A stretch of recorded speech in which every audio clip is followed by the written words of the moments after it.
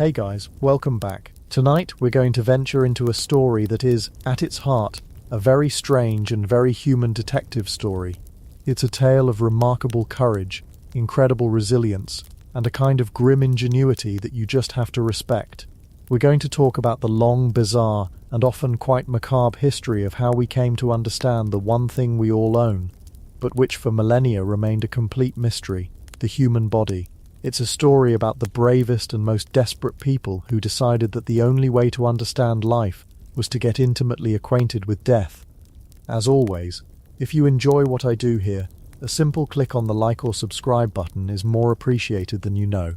It's a quiet little nod that lets me know you're out there, and it truly helps this little corner of the internet grow. And only if you feel like it. I always love to see where you're all listening from. It's just a nice thought picturing this little community of ours settling in for the night all over the world. But that's enough of that. The story is waiting, so now is the time to let the day go. Dim the lights, get comfortable under the covers, and maybe turn on a fan for that soft background hum. Let go of your to-do lists and your worries. They'll be there tomorrow. For now, there's only my voice and a journey into the past. Let's ease into tonight's story together. Chapter 1. Echoes in the Flesh, Ancient Taboos and the Sanctity of the Body. There is a quiet, profound strangeness to a human body once the life has left it. It is at once deeply familiar and completely alien. The hands that once gesticulated and held things are still. The face that expressed a universe of emotions is now a placid mask. This stillness is one of the most fundamental and unsettling experiences of being human, and for most of our history, it has been accompanied by a feeling of immense sacred power, a boundary you do not cross. The human body, even in death, was not seen as a machine to be taken apart, or a collection of tissues to be studied. It was a vessel, a sacred container that had held a soul, a spirit, a personality. It was the earthly home of a person, and to violate it was an act of profound desecration, a spiritual crime of the highest order. This wasn't just a vague feeling of squeamishness. It was a powerful, deeply embedded taboo, a shadowy sentinel that stood guard over the dead for thousands of years. It was this sentinel that turned the inner landscape of our own bodies into the world's last and most fiercely guarded, unexplored continent. Before we could ever hope to map the intricate rivers of our veins, or the strange continents of our organs, we first had to face this ancient guardian. The desire for knowledge had to become stronger than the fear of the sacred. And that, as we'll see, was a very, very long battle. Our story begins, as so many do, in the warm, dry air of ancient Egypt, under the watchful eye of a silent sun. The Egyptians had what we might call a working relationship with the dead. In fact, they were arguably more focused on the afterlife than they were on the life they were actually living. Their entire civilization was a grand, elaborate preparation for a journey that began at the moment of death, and that journey required some very specific luggage. The practice of mummification is one of history's most fascinating rituals. It reveals a people with a sophisticated, almost intimate knowledge of the body's contents. The embalmers, a specialized class of priests, knew how to make a careful incision in the flank. They knew how to reach in and retrieve the liver, the lungs, the stomach, and the intestines. They even developed a rather gruesome but effective technique for removing the brain through the nose with a long hooked rod, a process you probably don't want to think about too deeply as you're trying to drift off. They knew where these things were. They could identify them, remove them, and preserve them in special canopic jars, each guarded by a different god. The liver went with Imseti, the human-headed son of Horus. The lungs were protected by Hapi, the baboon-headed one. The stomach, Duamutef, the jackal, and the intestines, Kebisenuef, the falcon. It was all incredibly methodical. It was a sacred checklist for eternity. But here is the crucial distinction, the one that sets the stage for the next several thousand years of medical history. This was not science. It was not anatomy. It was, for lack of a better term, spiritual taxidermy. The embalmers weren't looking at the liver and wondering about its role in metabolizing nutrients or filtering toxins. They were looking at it as a sacred object, a piece of a person that had to be preserved to be magically reunited in the afterlife. Their understanding was purely logistical and religious. They were the celestial moving crew, carefully packing up the contents of a house for a very, very long trip. You wouldn't want to arrive in the field of reeds and realize you'd forgotten your lungs after all. Their view of how the body actually worked was, from our modern perspective, charmingly incorrect. They believed, for instance, that the heart, not the brain, was the seat of intelligence, emotion, and memory. The heart was so important that it was the one major organ left inside the body during mummification. It was the key to the final judgment, where it would be weighed against the feather of Mart, the goddess of truth and justice. If your heart was heavy with misdeeds, it would be devoured by a terrifying creature, and your soul would be lost forever. The brain, on the other hand, was considered little more than cranial stuffing. They unceremoniously scrambled it and pulled it out like a bit of troublesome gristle, believing its only function was to produce mucus, a cosmic irony, considering it's the very organ that allowed them to conceive of their entire complex theology in the first place. So while the Egyptians were technically the first people to systematically explore the inside of the human body, they did so with their eyes closed to what it all meant. They saw the parts, but they didn't see the machine. They saw the sacred relics, but not the biological system. They mapped the path to the afterlife, but the intricate living map within the body itself remained a complete mystery. The sentinel of taboo allowed them to touch, but not to understand. It was a strange compromise, a brief glimpse into the forbidden territory, but one that only served to reinforce its sacredness, not to diminish it. The body was a puzzle box whose solution was only available to the gods. As the sands of time drifted over the Great Pyramids, the center of intellectual gravity in the ancient world shifted across the glittering Mediterranean to Greece, and here the relationship with the human body became even more complicated. If the Egyptians saw the body as a sacred vessel for the soul's journey, the Greeks saw it as the earthly reflection of divine perfection. Think of Greek sculpture, the perfect proportions, the idealized muscles, the serene, balanced faces. They were obsessed with the external form, with the mathematical beauty of the human physique.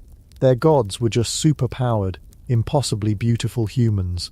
Their athletes were revered as heroes.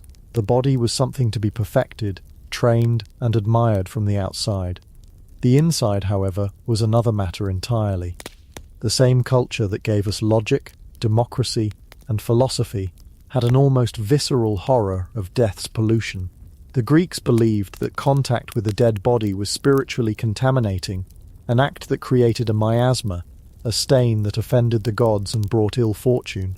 Funerals were highly ritualized to cleanse the family and the community from this pollution. The idea of deliberately and methodically cutting one open for the purpose of study was, to the mainstream Greek mind, not just disgusting, it was a form of sacrilege.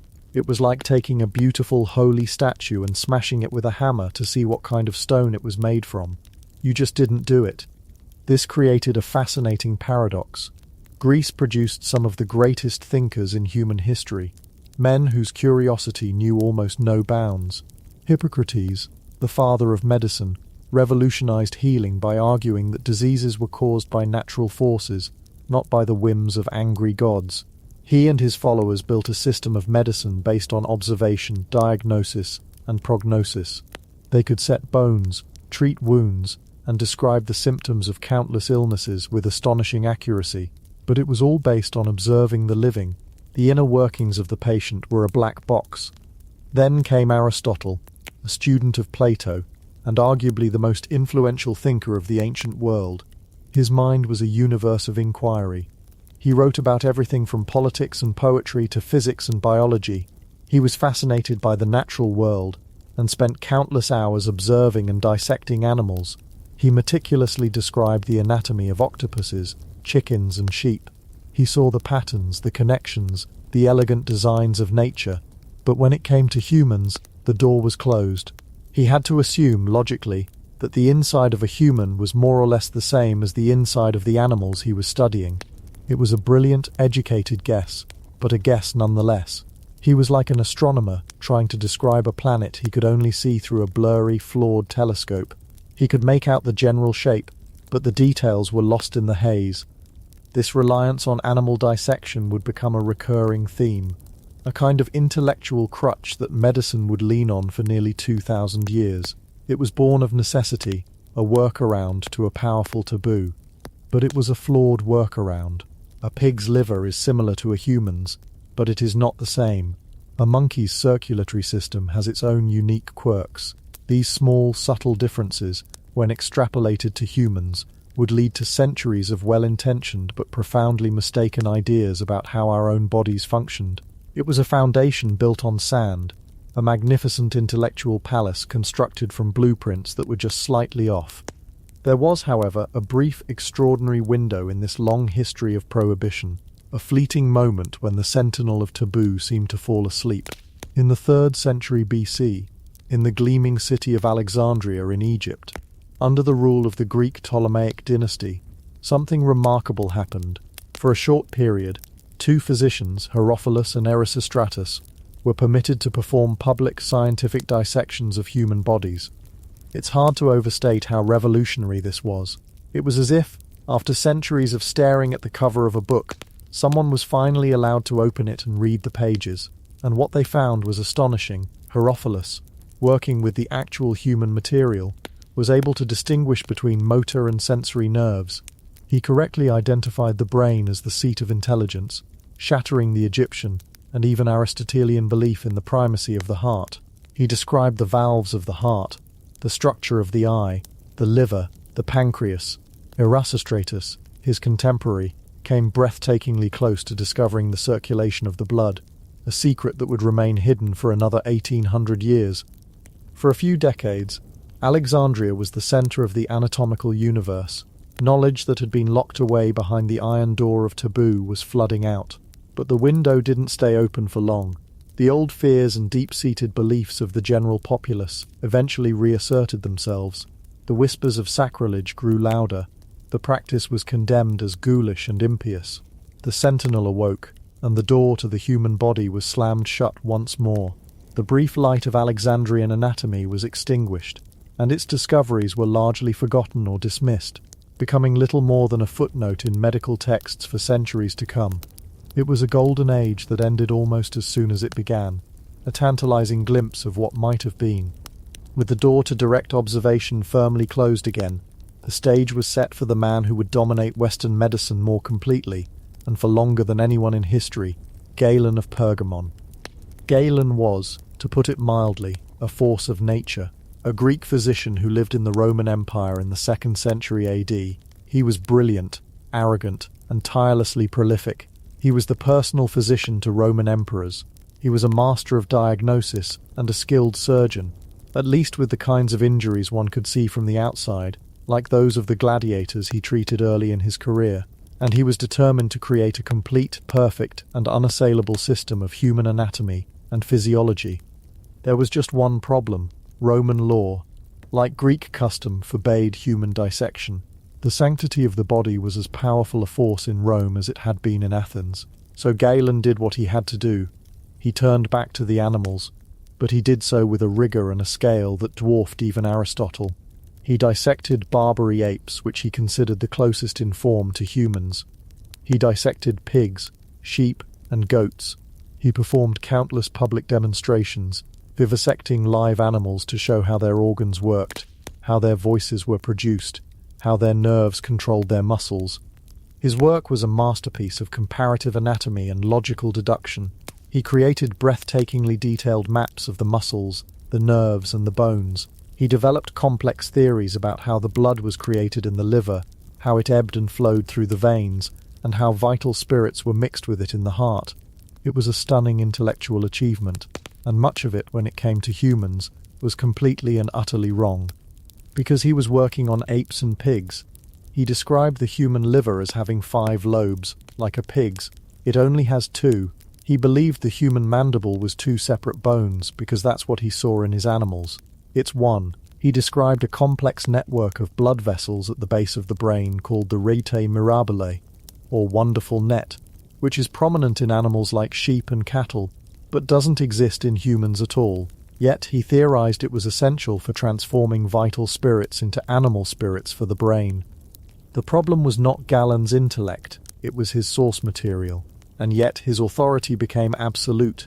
He wrote with such confidence, his system was so comprehensive and internally consistent, that to question Galen was to question medicine itself. He became not just a researcher but a prophet. His texts became the new scripture. For the next 1500 years, a physician's training would consist not of dissecting a human body to see for themselves, but of reading Galen to learn what he said was there. Doctors would literally stand and read from Galen's texts while a barber surgeon, a lower-class tradesman, performed a dissection on an animal, pointing out the structures that Galen had described. If the body on the table didn't match the text, it was assumed that the body was deformed, not that the great Galen could possibly have been mistaken. The sentinel of taboo had been replaced by a new guardian, the ghost of Galen himself. His brilliant but flawed work created a fortress of dogma around the human body that would prove even harder to breach than the ancient fears had been. As the Roman Empire slowly crumbled, two new and powerful forces rose to shape the Western and Middle Eastern worlds, Christianity and Islam, and both in their own ways would take the existing cultural taboos against desecrating the dead and chisel them into divine law. In early Christianity, the body took on an even deeper spiritual significance. It was not just a vessel for the soul, it was the temple of the Holy Spirit. More importantly, a core tenet of the new faith was the promise of a physical bodily resurrection at the end of days. Your body wasn't just a temporary shell to be discarded, it was the very thing that would be raised up, made whole and perfect on Judgment Day. You can see the problem this poses for an aspiring anatomist. If you believe with all your heart that this specific body is going to be reassembled and brought back to life, the idea of someone cutting it into pieces becomes more than just disrespectful. It feels like you're actively jeopardizing someone's salvation. It's like breaking a machine that you know the owner is going to need later. The Church, with the very best of intentions for the souls of its flock, essentially put a celestial "Do Not Disturb" sign on every corpse in Christendom. Dissection became associated with blasphemy, an unholy and perverse curiosity. The only cutting of the body that was sanctioned was the holy and revered practice of dissecting saints to retrieve sacred relics, an act that was seen as completely different, a holy harvesting rather than a profane investigation. So for century after century, the human body remained a sacred object, wrapped in layers of faith and fear. Doctors and scholars continued to study the works of Galen, accepting his descriptions of a 5-lobed liver and a 2-part jawbone, not as flawed observations from animal studies, but as established fact. The inner world of man was God's domain. To try and map it was seen as an act of immense pride, of trying to steal knowledge that was not meant for mortals. The sentinel now wore the robes of a priest and the authority of a king. It whispered of damnation in the ears of anyone who dared to pick up a scalpel with unsanctioned intentions. Across the Mediterranean and the Middle East, the rise of Islam brought with it a golden age of science and medicine. While Europe was deep in the Dark Ages, cities like Baghdad and Damascus were brilliant centers of learning. Islamic scholars preserved and translated the works of the ancient Greeks, including Hippocrates, Aristotle, and of course Galen. Physicians like Ibn Sina, known in the West as Avicenna, wrote vast medical encyclopedias that were far more advanced than anything being produced in Europe at the time. They were masters of pharmacology, diagnosis, and clinical observation. But they too faced a powerful religious prohibition. Islamic tradition places a great emphasis on the ritually proper and swift burial of the dead. The body must be washed, shrouded, and returned to the earth as quickly as possible, whole and undisturbed. The idea of dissection was deeply antithetical to these powerful religious and cultural norms. It was seen as a mutilation, an act of disrespect to God's creation. So, like their Christian counterparts, Islamic physicians relied on the ancient texts. They revered Galen, they refined his theories, they debated his philosophies, but they did not, as a rule, challenge his fundamental anatomical descriptions, because they couldn't. The source material, the human body itself, was off limits. They pushed medicine forward in countless brilliant ways, but the core mystery, the actual physical structure of the human being, remained locked away, protected by a faith that demanded reverence for the dead. And so we arrive at a point, perhaps 1,000 years after Galen, where the situation is this. In the great universities and medical schools of both the Christian and Islamic worlds, the most brilliant minds are studying a map of a country they have never been allowed to visit. They are experts in the geography of a ghost. They are arguing about the details of a blueprint for a machine they have never seen with its cover off. The human body, the most immediate and intimate object in our entire existence, was a land of myth and legend. Its inner workings were known only through the second-hand, animal-based accounts of a man who had been dead for a millennium. The pressure of this contradiction was building. On one side, you had the immense crushing weight of tradition, faith, and a deep primal fear of the dead. The sentinel of taboo, ancient and powerful, stood its ground. But on the other side, a new force was stirring, a restless, insatiable curiosity, the nagging feeling among a few brave and perhaps reckless individuals that the map they had been given didn't quite match the territory, the suspicion that to truly heal the living, they might have to risk angering the dead. The desire to know, to see for themselves, was growing from a faint whisper into a desperate need. The stage was set for a clash that would play out in the shadows, in secret rooms and moonless graveyards. The age of anatomy was waiting to be born, but its birth would be a difficult and dangerous one, shrouded in secrecy and smelling of damp earth and stolen things. The sentinel would not give up its post easily. Knowledge would have to be taken, not given. It would have to be snatched, under the cover of darkness, from the cold, unwilling hands of the dead. The grave robbers and the mad doctors were just around the corner. Chapter 2. The Forbidden Art. Vesalius, Da Vinci, and the Renaissance Revolutions. And just around the corner they were. But the figures who would first begin to truly turn this dark trade into a revolutionary art form were not the brutes of the 18th century London underworld. Not yet. They were a different kind of shadow dweller. They were men of impossible genius and breathtaking audacity, who saw the human body not as a sack of decaying flesh to be sold by the pound, but as the ultimate black box, a divine machine whose secrets were guarded by the twin dragons of church dogma and 1,000 years of intellectual laziness. To pry open that box was not just a crime against the state, it was a profound act of heresy. The men who dared were not just grave robbers, they were thieves of a much higher order. They were stealing fire from the gods, one cold, stiff corpse at a time. And their story begins not in a muddy graveyard, but in the sun-drenched, marble-adorned world of the Italian Renaissance. This was an age intoxicated with humanity. Artists were rediscovering the classical beauty of the human form, sculpting Davids and painting Venuses that seemed to breathe. Philosophers were championing the dignity of man. Architects were raising domes that reached for the heavens. There was a glorious, intoxicating sense of discovery in the air. You could feel it on the streets of Florence and Padua. And yet, when it came to the one thing at the very centre of it all, the human body itself, the brilliant minds of the Renaissance were, for the most part, completely in the dark. They were running on software that was 13 centuries out of date. The operating system everyone used was called Galen. Claudius Galenus was a Greek physician in the Roman Empire, a towering intellect of the 2nd century AD. He was brilliant, prolific, and for the medical world that followed, he was scripture. His writings were the beginning, the middle, and the end of all anatomical knowledge. For over 1,300 years, to question Galen was like questioning gravity. It simply wasn't done. A professor of medicine in the 15th century didn't perform dissections to discover anything new. Heavens no, that would be presumptuous. The entire exercise was meant only to demonstrate the already perfected wisdom of Galen. The scene was almost theatrical in its absurdity. Picture a university lecture hall. High above the students, seated on a throne-like chair, is the professor, the man of great learning. He holds a copy of Galen's text, which he reads aloud in sonorous academic Latin. Down below on a slab lies a body, usually that of an executed criminal, and next to the body is not the professor. He wouldn't dream of getting his hands dirty, but a lowly barber surgeon, the man with the knives. The professor reads a passage.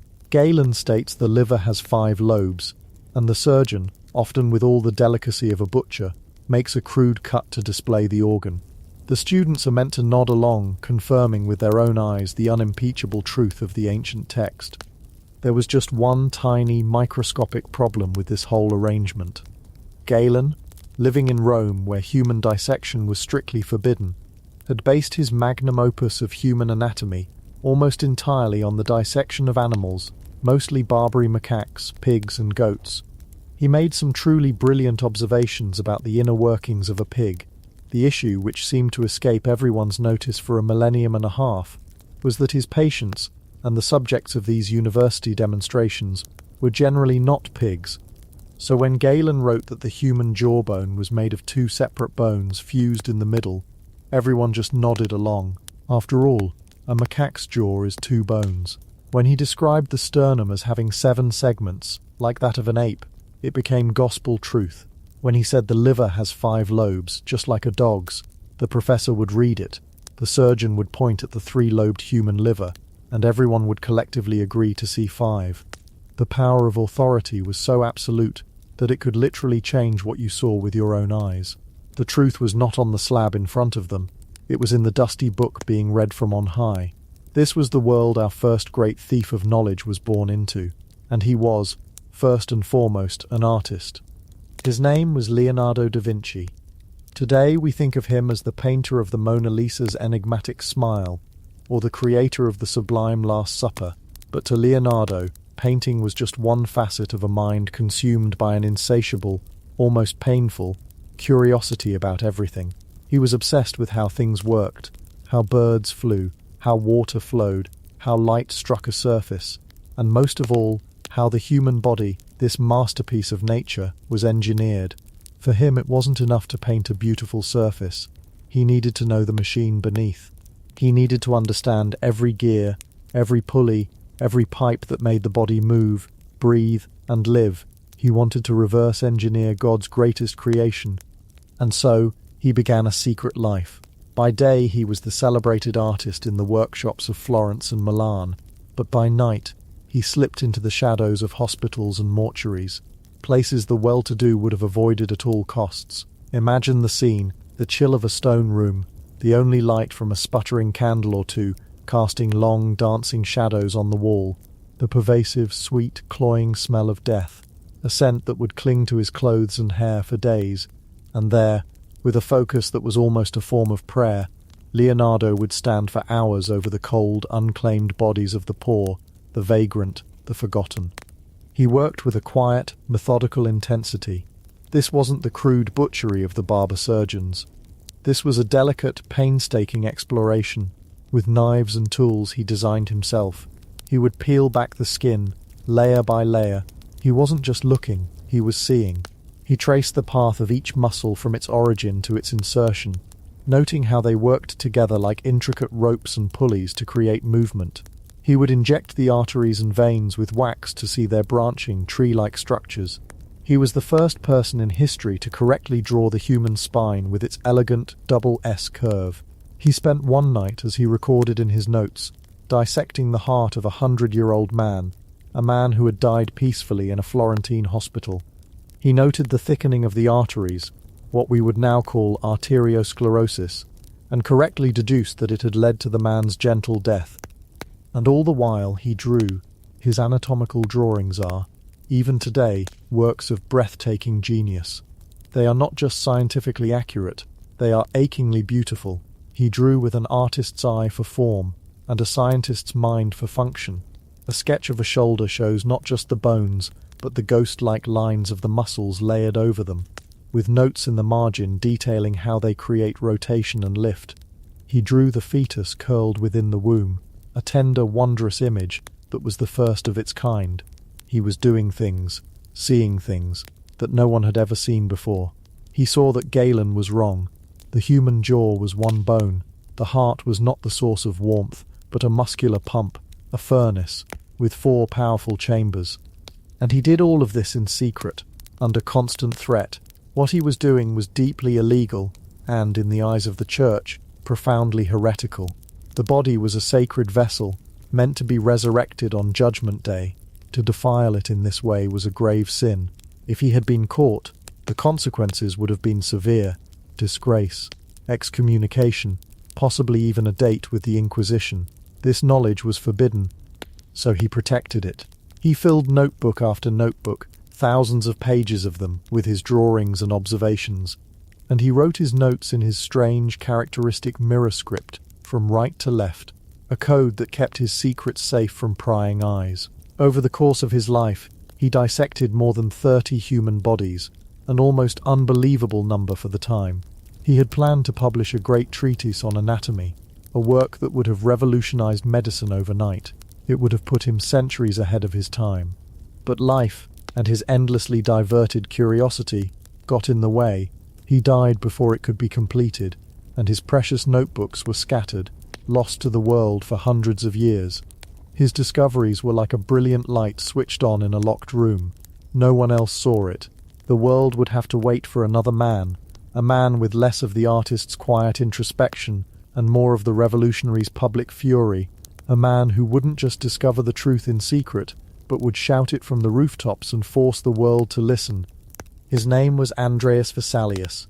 Born in Brussels in 1514, Vesalius was anatomy's chosen one. It was in his blood. His father was the apothecary to the Holy Roman Emperor. His grandfather a physician. As a boy, he wasn't playing with toy soldiers. He was out in the fields catching and dissecting mice, moles, and stray dogs with a startling surgical precision. His curiosity was relentless, and it was focused entirely on the machinery of life. He enrolled at the University of Paris to study medicine, and it was there that he first came face to face with the deadening theatrical absurdity of Galenic anatomy.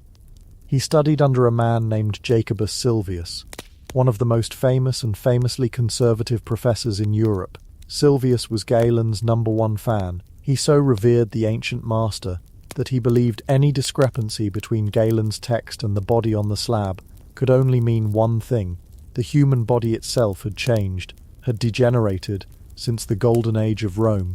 He refused to entertain the possibility that Galen, the god, could have been wrong. Vesalius, young, brilliant, and pathologically impatient, found this infuriating. He watched the clumsy dissections performed by ignorant barber surgeons and felt a visceral need to get down there and do it himself. On a few occasions he simply couldn't restrain himself, jumping down from the student benches, snatching the knife, and demonstrating the anatomy with a skill and knowledge that stunned everyone present, including his own professors. He was a man on fire. He knew the truth was not in the books, it was in the body itself. He called it the fabrica, the fabric, the structure of the human body, and he was determined to master it. After Paris, he went to the University of Padua, near Venice, which was at the time the most progressive medical school in the world. It was there, at the tender age of 23, that his genius was immediately recognized.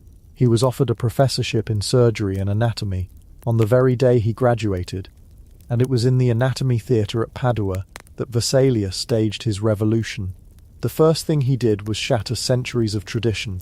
He got rid of the barber surgeon. He got down off the high professor's chair. He stood right there, next to the corpse, scalpel in hand, and he did the dissection himself, for everyone to see. This was utterly radical.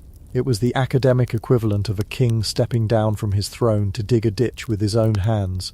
He spoke not in lofty academic Latin, but in clear, direct language, explaining what he was doing, what he was seeing. He didn't just lecture, he taught. He created huge anatomical charts, the first of their kind, to hang on the walls so students could follow along. He encouraged them to come closer, to look, to touch, to feel the texture of the muscles and the hardness of the bones. His core message was simple, and it was the most dangerous idea of the age. Trust your own eyes. Video to fac, see and do for yourself. Don't take my word for it. Don't take Galen's word for it. Look at the structure in front of you and see the truth. Of course, to do this kind of work, Vesalius needed a steady supply of raw material. His supply chain for anatomical subjects was, let's just say, highly innovative and operated in a legal grey area the size of Italy. Officially, he was granted the bodies of executed criminals, but these were few and far between. It wasn't nearly enough for his voracious appetite for knowledge, so he had to get creative. He developed a close personal relationship with a local Paduan judge named Marcantonio Contarini. This was a very useful friendship. The judge, a man who appreciated science, would sometimes time his executions to coincide with Vesalius's anatomy lessons. He might even be persuaded to choose a method of death that left the body relatively intact for study. If a particularly interesting specimen was condemned to die, the judge might just arrange for a delay in the execution, perhaps until the weather was cooler, to slow decomposition. all for the benefit of medical science. It was a macabre but effective partnership. But even that wasn't always enough. Vesalius and his devoted students became nocturnal procurement specialists. They were known to engage in a bit of what was politely termed body snatching. They would haunt the cemeteries, listening for news of recent burials, ready to head out under the cover of darkness with shovels and sacks. He wasn't above a bit of graveside brawling either. Rival medical students, also desperate for subjects, would sometimes show up, and fights would break out in the moonlit graveyards over the silent prize. One of the most famous stories of his audacity took place when he was still a student back in Louvain. An infamous highwayman had been executed, and his body left to rot on a gibbet outside the city walls, a grim warning to other criminals. The body had been picked at by birds for days. For Vesalius, this was an unmissable opportunity to acquire a complete, articulated skeleton. So, under the cover of night, in a daring, multi-stage operation, he and a friend snuck out of the city. He climbed the gallows and began the grim task of tearing the skeleton apart, piece by piece, while fighting off scavenging dogs. He smuggled the bones back into the city in batches, hiding them under his cloak. Once he had the full set, he cleaned them in boiling water and secretly reassembled the entire skeleton in his rooms, passing it off as one he'd brought with him from Paris. It became his most prized possession, the first fully articulated human skeleton prepared for scientific study in modern Europe. This was the level of his dedication. He was willing to risk his life and soul, to literally climb the gallows and steal a man's bones, all in the name of seeing the truth for himself. And the more he saw, the more he realized just how profoundly wrong Galen had been. He counted over 200 errors in Galen's description of human anatomy, errors that had been passed down as holy writ for 13 centuries. The 2-piece jawbone of the ape, the 7-part sternum, the 5-lobed liver of the dog. He saw that the ric mirabilia, a network of blood vessels that Galen claimed was at the base of the human brain, simply wasn't there. It existed in ungulates, like cattle, but not in humans. This was a phantom structure that doctors had been basing their theories on for over 1,000 years. For Vesalius, this wasn't just about correcting a few details. This was about tearing down a rotten temple. He knew he couldn't just publish a list of corrections. That wouldn't be enough to topple an icon like Galen. He had to do something spectacular. He had to build a new temple, a perfect one, based not on ancient texts but on the solid foundation of direct, verifiable observation. He decided to write a book that would change the world. It was to be called De Humihior Poris Fabrica Libri Septem, the 7 books on the fabric of the human body. More simply, the Fabrica, and it would be his life's great work. He poured all of his energy, all of his obsessive genius into the project. He knew the text had to be flawless, but he also knew that for the book to have the revolutionary impact he wanted, the images had to be just as powerful. He needed illustrations that were not just accurate, but beautiful, compelling works of art. He travelled to Venice and commissioned the finest artists of the day, likely from the workshop of the great master Titian. Together they created a series of woodcut illustrations that have never been equalled. These were not the crude schematic diagrams of earlier medical texts. These were masterpieces. The book features the famous muscle men, anatomical figures stripped of their skin, layer by layer, revealing the intricate musculature beneath. But they aren't just standing there, clinically presented. They are alive. They are posed in dramatic classical stances, set against the backdrop of the rolling Italian countryside. One figure leans pensively on a column, another gestures to the heavens. It's a breathtaking fusion of art and science. It's as if the statues of ancient Rome had been brought to life and then dissected for our viewing pleasure. The book was a declaration that the human body was not something shameful to be hidden away, but something of immense beauty and complexity, worthy of the highest art and the most rigorous science. For 6 years, Vesalius worked tirelessly.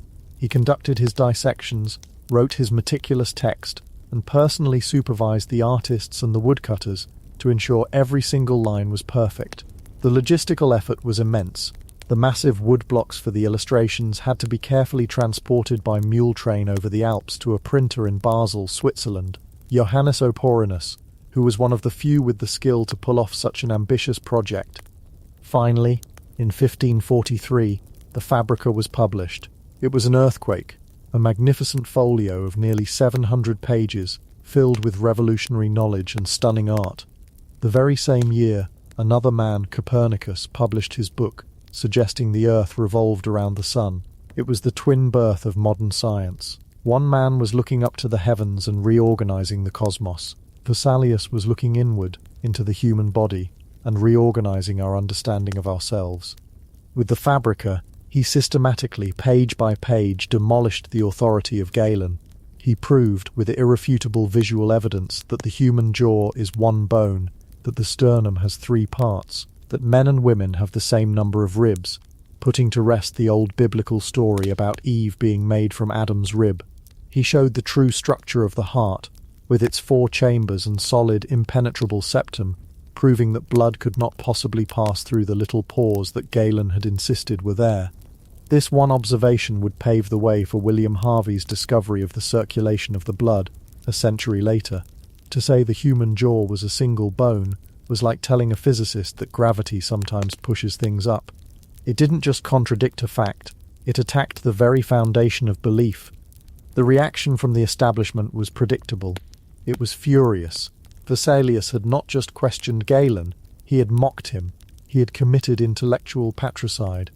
He was called arrogant, a charlatan, an impostor.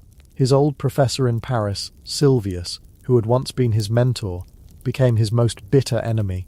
He refused to even look at the evidence in the Fabrica. He wrote vicious attacks against Vesalius, calling him a madman, Vesanus, who poisoned the air of Europe with his impious ravings. How dare this young upstart challenge the wisdom of 13 centuries? Vesalius was wounded and disgusted by the backlash. He was a scientist, a man who believed in evidence. He had presented the world with the clear, undeniable truth, and the world, or at least the old guard of the medical world, had spat in his face. In a fit of despair, he reportedly burned many of his notes and subsequent research, a tragic loss for medicine. He felt he had done all he could. He abandoned his academic post in Padua, the scene of his greatest triumphs, and accepted a prestigious position as the court physician to the Holy Roman Emperor, Charles V. He spent the rest of his life tending to the aches and pains of royalty, his revolutionary days behind him. But it was too late. The new temple had been built. The Fabrica was too powerful, too beautiful, and too obviously true to be ignored. Students and younger doctors seized upon it. Unauthorized, cheaper copies began to circulate across Europe. His book had unleashed a new spirit of inquiry, a demand to see and know for oneself. The age of anatomy had truly begun. The blind faith in ancient authority had been broken, forever. The 2 great pioneers of the Renaissance, Leonardo and Vesalius, were 2 sides of the same revolutionary coin. Leonardo was the secret genius, the quiet artist who first opened the door and peeked into the forbidden room, sketching what he saw in his private notebooks. His work was a personal quest, a candle lit in the darkness that only he could see by. Vesalius was the public revolutionary, the brilliant showman who threw the door wide open, flooded the room with light, and invited the entire world to come in and see for themselves. They took the forbidden art of prying into the secrets of the dead and turned it into the foundational science of understanding the living. They risked their reputations, their freedom, and their immortal souls. They showed that the most profound truths are not always found in dusty old books or in the pronouncements of revered authorities. Sometimes they are waiting in the quiet, intricate, and magnificent fabric of the human body itself, ready to be discovered by those brave enough to look. The door they opened, however, would lead to even stranger and darker places. The demand for bodies they created would soon outstrip the supply of executed criminals, and a new, far more brutal industry was about to be born. One that would turn the quiet churchyards of Europe into hunting grounds. The age of the professional grave robber, the resurrection man, was dawning. Chapter 3. The Resurrection Men. Commerce of the Crypt. And so it began, not with a thunderclap or a dramatic pronouncement, but with a quiet calculation in the back rooms of taverns and the shadowy corners of anatomy schools. The great minds of the age, men who would become giants in the annals of medicine, had a problem. It wasn't a problem of theory or intellect, but one of raw materials, a simple yet profound supply chain issue. They were brilliant, they were ambitious, and they had students to teach, but they had run out of bodies. The law, in its infinite and often peculiar wisdom, had decreed that the only human remains legally available for dissection were those of criminals who had met their end at the gallows. This arrangement, while tidy on paper, was woefully inadequate. For one, the number of executions, while grimly high to our modern sensibilities, simply couldn't keep up with the explosive growth of medical science.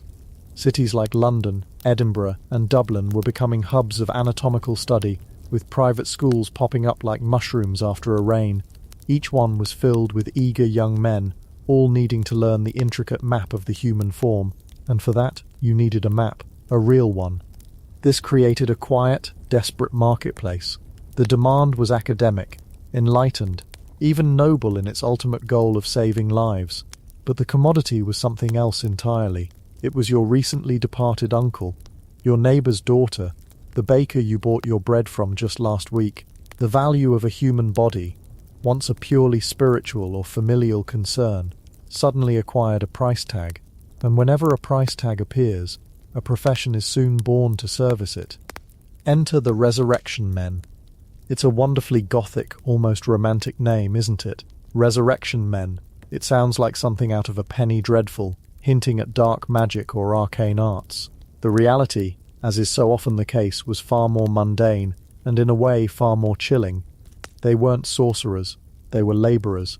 Their work wasn't black magic, it was a grim, muscular craft, a nocturnal trade that flourished in the space between scientific ambition and public taboo. They were also known by less poetic names: body snatchers, grave robbers, or in the slang of the day, sack-em-up men. Who were these men? They were rarely the cackling ghouls of popular imagination.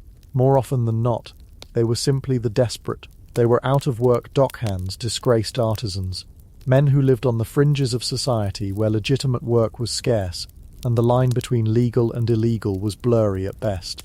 They were strong, they were pragmatic, and they possessed a certain emotional fortitude, or perhaps a profound numbness, that allowed them to treat the dead as mere cargo. For them, a graveyard wasn't a sacred place of rest, it was a warehouse, and business was booming. Let's join them for a moment, shall we? Not in person, of course. Let's just drift there, on a cold, damp night in, say 1820s London. The moon is a sliver, hidden behind a thick blanket of coal-smoked cloud that gives the sky a perpetual greasy twilight. A fog, thick as wool, rolls in from the Thames, muffling sound and swallowing the flickering gaslights whole. It's the kind of night that encourages decent folk to stay indoors, to bolt their doors and draw their curtains tight. But for the Resurrection Man, this is perfect weather. The fog is his cloak, the damp earth his silent accomplice. A team, they almost always worked in teams of 3 or 4, would gather in a nearby pub, not to drink themselves into a stupor. This was a job that required a clear head, but perhaps for a quick dram of gin to steel the nerves against the cold and the grim work ahead. They spoke in low tones, using a coded language. A body was a thing, or a subject. A child's body, smaller and easier to transport, was a small. The graveyard was the ground, or the crib. They weren't just being secretive, they were professionalizing their language, creating a sterile distance from the profound taboo they were about to break. Their target has been selected in advance. This wasn't a random affair. Often they had informants. A corrupt sexton, the man who digs the graves, might be paid a small fee to leave a patch of earth, unusually loose, or to forget which new grave contained the freshest prize. Sometimes a mourning family member's grief was noted by an observant snatcher, who would follow them to the churchyard and mark the spot. The ideal target was a fresh burial. The fresher, the better. Not just for the anatomists, who needed well-preserved tissues, but for the snatchers themselves. A body that had been in the ground for more than a week or so was, well, let's just say it became structurally unsound and far less pleasant to handle. The value plummeted accordingly. Once at the churchyard wall, the operation was a study in grim efficiency. These were not amateurs wildly flinging dirt around. That would be noisy and slow. Instead, they had a method, honed through countless nights of practice. Their tools were chosen for stealth. They used wooden spades, not metal ones, to muffle the sound of digging. A long metal rod, like a giant corkscrew, might be used to probe the ground to locate the exact position of the coffin below. The primary technique was to dig a single shaft, about 3 feet wide, not over the center of the grave but at the head. They would dig down, piling the earth neatly onto a canvas sheet or tarpaulin, so that no stray soil would be left on the surrounding grass as evidence. This was key. A clean getaway meant they could potentially return to the same graveyard another night without raising suspicion. Down they would go, 5 or 6 feet, until the wooden spade met with the hollow thud of the coffin lid. Here the most brutal part of the work began, using a crowbar, or sometimes just the sheer force of their weight on the shovel. They would break the lid of the coffin, usually just a section over the deceased's head and shoulders. The sound, a sharp crack in the dead of night, must have been terrifying, but it was quick. Then a rope would be looped under the arms of the body. Sometimes specialized iron hooks were used, with 1 or 2 men pulling from above, and perhaps one in the pit to guide. The corpse would be unceremoniously winched from its final resting place. It was a violation of the deepest kind, stripping away the last vestiges of dignity. The body would be quickly stripped of its shroud and any clothing. This wasn't out of some ghoulish desire for souvenirs. It was a crucial legal loophole. In the eyes of the law at the time, a corpse had no owner. It wasn't property. Therefore, technically, stealing a body wasn't considered a major crime. It was usually just a misdemeanor, punishable by a fine or a short prison stay.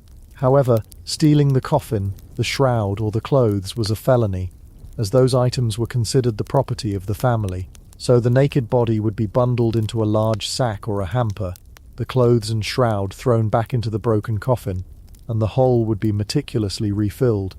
The sod would be replaced with care, the tarpaulin shaken clean, and within an hour of their arrival, the team would melt back into the fog-shrouded streets, their grim cargo on a cart, or even just slung over a shoulder, looking like any other bundle being transported through the city at night. To an observer the next morning, the grave would look untouched. A grieving family might come to lay flowers, never knowing that the ground beneath their feet was now empty. The destination was, of course, the back door of an anatomy school. Here another negotiation would take place. The school's porter or the anatomist himself would inspect the subject. Was it fresh? Was it intact? The price was determined by a grim sliding scale. A typical adult male in good condition might fetch between 8 and 10 guineas, a staggering sum at a time when a skilled labourer might earn less than 1 guinea a week. A child's body, fetched less, its size being its only virtue. The bodies of those with unusual medical conditions or deformities could command a premium. It was a seller's market, and the resurrection men knew the value of their product. The transaction was swift and silent. Coins would exchange hands, and the sack would disappear into the bowels of the building, ready for the students the next day.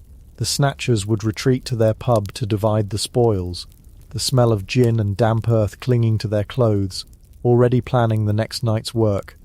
This industry, this commerce of the crypt, did not exist in a vacuum. It created a ripple effect of terror that spread through all levels of society. But it was felt most acutely by the poor. The rich could afford to be buried in deep graves in private mausoleums, or in coffins protected by intricate iron straps and locks. The poor were laid in shallow graves in crowded parish churchyards, the easiest of targets. It was a final posthumous indignity heaped upon a life of hardship. Your body, the only thing you truly owned, could be stolen from you even in death. This fear gave rise to a whole new set of customs and inventions, a veritable arms race between the grieving and the ghouls. Families began to stand watch over the graves of their loved ones, sitting for nights on end in the cold and the dark, often armed with cudgels or pistols. Small huts called watchhouses were built in cemeteries where guards could shelter from the rain, their eyes scanning the rows of tombstones. Then came the more permanent solutions. People would place heavy stones or layers of straw and sticks over the fresh grave, hoping the noise of their removal would alert the watch. And then came the iron.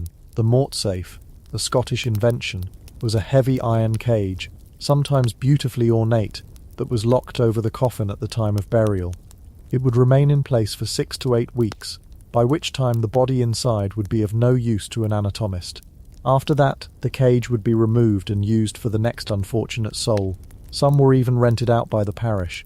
Imagine that, having to rent a security system for your loved one's final resting place. In some places, entire communities would build a mort house. This was a secure stone building, essentially a public tomb. The deceased would be locked inside for a few months to decompose in peace, before being buried in the earth. It was a grim waiting room, a final purgatory designed to outlast the commercial appeal of one's own flesh and bone. The paranoia was palpable. Any stranger seen lingering near a churchyard was viewed with suspicion. Funerals became tense affairs, the mourners eyeing each other, wondering if a snatcher's informant was among them. Riots occasionally broke out when a known body snatcher was discovered, or when a dissecting room was found to contain the remains of a recently buried local. Mobs would attack anatomy schools, burning them to the ground. The public fury was immense, a potent cocktail of grief, religious horror, and class resentment. They saw the wealthy anatomists as vampiric figures, preying on the bodies of the poor to advance their careers, using the resurrection men as their dirty-fingered proxies. And in a way they were right. The relationship between the celebrated surgeons and the reviled snatchers was a deeply uncomfortable symbiosis. Men like Sir Astley Cooper, a surgeon of immense fame and fortune in London, openly admitted to dealing with the resurrection men. He argued it was a necessary evil. How else were his students to learn? How else could surgery advance beyond the butchery it had so often been? He famously declared, "There is no person, let his situation in life be what it may, whom, if I were disposed to dissect, I could not obtain." It was a chilling boast, and one that laid bare the arrogance of the scientific establishment. They saw themselves as above the petty morality of the common folk, engaged in a higher calling that justified their grim methods. They treated the snatchers with a mixture of necessity and contempt. They needed their product, but they despised the men who procured it. The resurrection men existed in a strange social limbo. They could earn more in one night than a skilled worker earned in 2 months, allowing them to live a life of relative comfort, frequenting taverns and dressing well. But they were social pariahs, feared and hated by the very communities they lived in. Theirs was a wealth that could never be flaunted, a success that had to be hidden in the shadows. The trade was, by its very nature, a violent and competitive one. Gangs of snatchers would fight over territory. A gang from one London hospital might try to poach a body from a graveyard, traditionally worked by a rival gang supplying another. These weren't just business disputes. They were brutal brawls fought with shovels and knives among the tombstones. Sometimes a gang would even steal a body from another gang, hijacking their cart on a dark road. It was a black market like any other, governed by its own brutal codes of conduct. They were also masters of deception. One famous tactic involved a seemingly grieving woman, usually the wife or girlfriend of one of the gang members, arriving in a neighborhood with a child who had supposedly just died of a contagious disease. Like smallpox, she would beg for money for a proper burial. The sympathetic neighbors would donate, and the parish would provide a cheap coffin and a quick burial to get the infectious body into the ground as soon as possible. Later that night the gang would return, dig up the coffin, and find it filled not with a child, but with weights and sawdust. The dead child, of course, was perfectly fine, and the gang had not only scammed the neighborhood, but had also created the perfect cover story for their activities. For decades, this gruesome equilibrium held. The law turned a blind eye, the anatomists paid their fees, the public lived in fear, and the resurrection men plied their trade. It was a system that functioned, albeit horrifically. But it was a system under pressure, albeit horrifically. But it was a system under pressure. As more and more defences were erected around graveyards, the supply of bodies began to dwindle again. Mort safes, watchmen, and terrified families were making the job harder and more dangerous. The snatchers had to become more daring, more desperate, and desperation, in any black market, inevitably leads to an escalation. The product becomes more valuable, and the methods for acquiring it become more extreme. The line between snatching the dead and creating the dead began to blur. If a fresh body was worth 10 guineas, and digging one up was becoming a risky, labour-intensive business, a dark thought must have crept into the minds of the most ruthless practitioners. Why wait for someone to die? This is where the story takes its most infamous and horrifying turn. We have to travel north, from the foggy streets of London to the cold, hard tenements of Edinburgh, a city that was, at the time, perhaps the most prestigious centre for medical education in the entire world. The demand for bodies there was insatiable, driven by brilliant and charismatic anatomists like Dr. Robert Knox, and it was in Edinburgh, in a squalid boarding house run by an Irishman named William Hare, that the resurrection trade would reach its monstrous apotheosis. Hare had a lodger, an old army pensioner who died of natural causes, owing him £4 in rent. Hare, angry about the debt, complained to his friend and fellow countryman William Burke. Rather than reporting the death and having the body taken for a pauper's burial, they saw an opportunity. They filled the coffin with tree bark, smuggled the old man's body out of the room, and took it to the university, selling it to Dr. Knox's assistants for over £7. It was easy money, far easier than digging. A dark idea had been planted. Their next victim was another lodger, Joseph the miller, who had fallen ill. Instead of waiting for him to die, Burke and Hare decided to speed up the process. They plied him with whiskey, and then, while Hare held him down, Burke smothered him by pressing a pillow over his face. They had discovered a new method of procurement. It was quick, it left no obvious marks of violence on the body, and it produced the freshest possible subject for the anatomy tables. This method would become known by Burke's own name, Burking. For the next 10 months, Burke and Hare went on a killing spree. They lured at least 16 people to their deaths. Their victims were the most vulnerable people in Edinburgh society: street vendors, prostitutes, the elderly, the mentally disabled, people who lived on the margins, whose disappearance might not be immediately noticed. They would be invited in for a drink, intoxicated, and then murdered. The next day their body would be stuffed in a tea chest or a herring barrel and wheeled over to Dr. Knox's dissecting rooms. Knox, for his part, asked no questions. He was a brilliant anatomist, but he was also famously arrogant and morally detached. He praised the freshness and quality of the subjects Burke and Hare brought him, creating a constant high-paying demand that fueled their murderous enterprise. Whether he truly knew where the bodies were coming from remains a subject of historical debate, but at the very least he was guilty of a profound and deliberate blindness. He needed bodies, and these men were providing them in perfect condition, time and time again. The end came when their final victim, a woman named Mary Doherty, was discovered by other lodgers under a bed. The police were called, and the whole horrific enterprise unravelled. Hare, in a move of self-preservation, turned King's evidence, testifying against Burke in exchange for his own freedom. Burke was found guilty and hanged in January 1829, in front of a massive, roaring crowd. In a moment of supreme historical irony, his own body was then publicly dissected at the University of Edinburgh's Anatomy Theatre. His skeleton still hangs there today. The Burke and Hare case was a sensation. It was a scandal that rocked the nation and exposed the rotten heart of the anatomy trade for all to see. The public, who had long feared the grave robber, was now confronted with something far worse: the anatomical murderer. The link between the high-minded surgeon in his lecture hall and the killer in the gutter was no longer a suspicion, it was a proven fact. The cry for reform became deafening. The system was not just broken, it was monstrous. The government was finally forced to act. The necessary evil could no longer be tolerated. In 1832, Parliament passed the Anatomy Act. This landmark piece of legislation effectively put the resurrection men out of business overnight. It did so by finally providing a legal, steady supply of bodies for medical schools. The Act stated that any unclaimed body from a hospital or, most significantly, a workhouse, could be turned over to the anatomists. It was, like so many solutions of the era, a deeply class-based one. The bodies of the poor and the destitute, those who died without family to claim them, would now be the raw material of medical science. The sanctity of the grave was preserved, but only for those who could afford it. The poor were protected from the snatchers, only to be legally handed over to the dissectors. It was a tidy, bureaucratic solution to a messy, horrifying problem. And just like that, the reign of the resurrection men was over. Their trade, which had terrorized a generation and shaped the very landscape of British churchyards, vanished.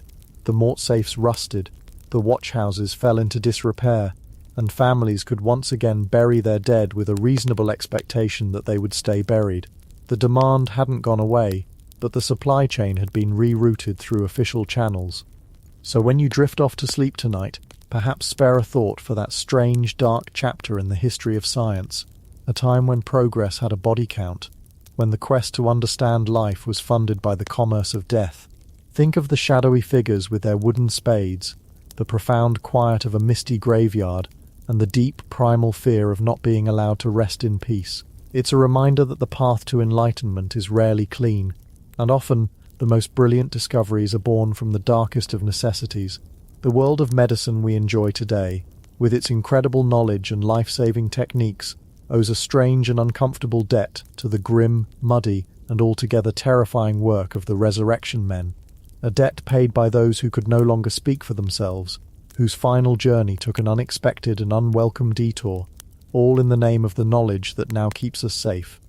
Chapter 4. The Price of a Corpse. Burke, Hare, and the Anatomy Murders.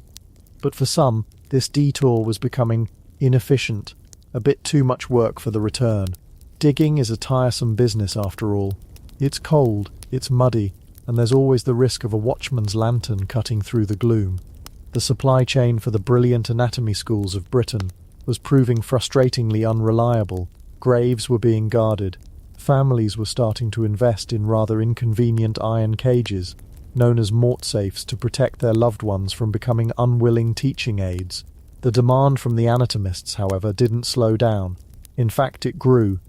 It was a ravenous intellectual hunger for knowledge, and it needed to be fed. And so, in the winding, shadowed, and deeply contradictory city of Edinburgh, in the year 1827, a pair of entrepreneurs looked at this supply and demand problem and came to a terrifyingly simple conclusion. They saw a flaw in the business model of the resurrection men. Why go through all the trouble of waiting for someone to die, be buried, and then laboriously dug up again? It was a process filled with unnecessary steps. They decided to innovate. They decided to streamline their procurement process. They decided to skip the middleman and the coffin and the grave altogether. They looked at the living, breathing population of the city's underbelly, the people who slipped through the cracks, and saw not souls, but stock, fresh stock. Our story, this pivot from grim necessity to active monstrosity, takes place in a city that was a perfect paradox. Edinburgh, in the early 19th century, was known as the Athens of the North. It was the beating heart of the Scottish Enlightenment, a place of brilliant physicians, philosophers, and scientists. Its new town was a masterpiece of Georgian architecture, with wide, elegant streets and grand squares, a testament to reason and order. But just across a ravine, connected by a bridge, lay the Old Town. And the Old Town was something else entirely. It was a medieval labyrinth of towering tenement buildings, called lands, crammed so tightly together that neighbours could shake hands from their windows across the narrow, winding alleyways known as closes or wynds. Sunlight was a rare visitor here. The air was thick with the smoke of coal fires and the ever-present stench of the gardez-loo, the charming practice of residents shouting "Gardez-loo, beware of the water," before emptying their chamber pots out the window onto the street below. This was a world of darkness, damp and desperate poverty. It was a place where life was cheap and where a person could disappear without anyone taking much notice. And it was in this shadowed world, a world away from the gleaming lecture halls of the university, that our two innovators, William Burke and William Hare, found their niche. They were not native Scots. They were Irish immigrants, part of a wave of people who had come to Scotland seeking work, often finding themselves at the very bottom of the social ladder. They were navvies, labourers who worked on projects like the Union Canal. It was hard, body-breaking work. William Hare was the more established of the two, if one can use such a term. He and his partner Margaret Laird ran a lodging house, a tanner's kip, in a squalid area called Tanner's Close. Now, a lodging house in this part of Edinburgh was not a charming bed and breakfast. It was a place of last resort. For a few pennies a night, you could get a straw-strewn spot on the floor, or if you were lucky, a share of a filthy bed. These were places for the transient, the destitute, the drunk, the elderly, and the forgotten. A constant, anonymous flow of humanity, coming and going with little fanfare. William Burke and his partner Helen MacDougall were lodgers at Hare's establishment, and so the two couples formed a sort of grim household, living and drinking together in the close, cramped quarters of the lodging house. They were, by all accounts, unremarkable. They were not criminal masterminds. They were simply poor, opportunistic, and possessed a profound and chilling lack of empathy. They were about to stumble into a new career, one that would make their names infamous for centuries to come. Their startup, if you will, was founded on a simple, accidental discovery. In November of 1827, one of Hare's lodgers, an old army pensioner named Donald, died of natural causes, specifically dropsy in his bed.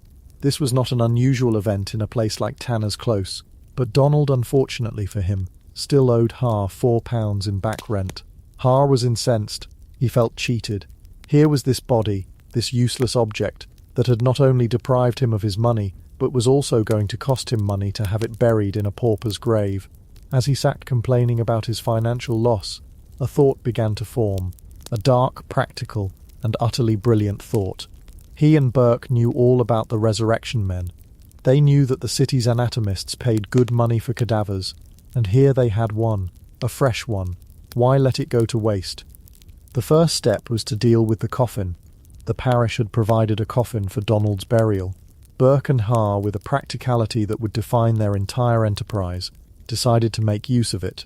They pried the lid open, removed Donald's body, and replaced it with an equivalent weight of bark from the tanner's yard next door. They then sealed the coffin back up. The authorities, none the wiser, proceeded with the burial of a box of tree bark.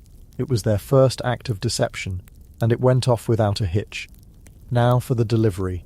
They bundled Donald's body into a sack and waited for darkness.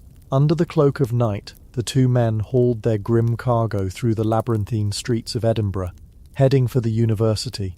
They weren't sure exactly where to go, so they simply asked a student for directions to a professor who might be in the market for what they were carrying. They were pointed towards the private anatomy school of one of the most famous and flamboyant anatomists of the day, Dr. Robert Knox. Let's pause on Dr. Knox for a moment, because he is the third critical player in this tragedy. Knox was a star. He was brilliant, charismatic, and a phenomenal lecturer. While the university's official anatomy professor was seen as dull and uninspiring, Knox's private school on Surgeon Square was the place to be. He had hundreds of students, far more than his rival. They would pack his lecture theatre, captivated by his theatrical style, his deep knowledge, and his incredible skill with a scalpel. He was a showman, a pioneer, but his success depended entirely on one thing: a steady supply of fresh specimens for dissection. The more students he had, the more bodies he needed. He was known to be in constant competition with other anatomists for this scarce resource, and he paid better than anyone else. He was, in modern terms, the eager and high-paying client who created the very market that Burke and Hare were about to enter. When Burke and Hare arrived at his school, they dealt not with the great doctor himself, but with his assistants. The assistants were impressed. The body was fresh, very fresh. There were no signs of decomposition, no smell of the grave. They paid the two Irishmen £7.10. For Burke and Hare, this was a life-changing amount of money. It was more than they could earn in months of back-breaking labour. The math was simple and intoxicating. A dead body, which had been a financial liability just hours before, had become an incredible windfall. The ease of it all was stunning. No digging, no risk of discovery in a graveyard. Just a quiet transaction in a back room. As they walked away from Surgeon Square, their pockets heavy with coins, a seed was planted. They had solved Hare's debt problem. But in doing so, they had discovered a whole new business model. The only flaw was that they had to wait for their lodgers to die of natural causes, and people, inconveniently, just didn't die fast enough. It was an unreliable supply, and as they spent their earnings on drink and celebrations, they must have looked around their squalid lodging house at the faces of the other poor souls who came and went, and realized that they were sitting on a gold mine. They just needed to find a way to expedite the process. Their second opportunity came not long after. Another lodger, a miller named Joseph, fell ill with a fever. Burke and Hare were not patient men. They saw his illness not as a tragedy, but as an inconvenience. They were worried he would scare away other lodgers, and of course they saw the potential for another sale, so they decided to help him along. They plied him with whiskey, and once he was insensible, Hare held a pillow over his face while Burke lay across his body to hold him down. It was a clumsy, brutal act, but it worked. Joseph the miller was dead. They packed him into a tea chest, and once again made the trip to Dr. Knox's establishment. This time, they received £10. The price had gone up. The product was good. Knox's assistants were pleased. There were no questions asked about where this second, remarkably fresh body had come from. So soon after the first. Why would there be? Knox needed subjects. These men were providing them. It was a simple, unspoken transaction. Don't ask, don't tell. And with that second sale, the Rubicon was crossed. They were no longer opportunistic scavengers. They were murderers. They had developed a method. It was quiet, it was efficient, and it was profitable. The business of Burke and Hare was officially open.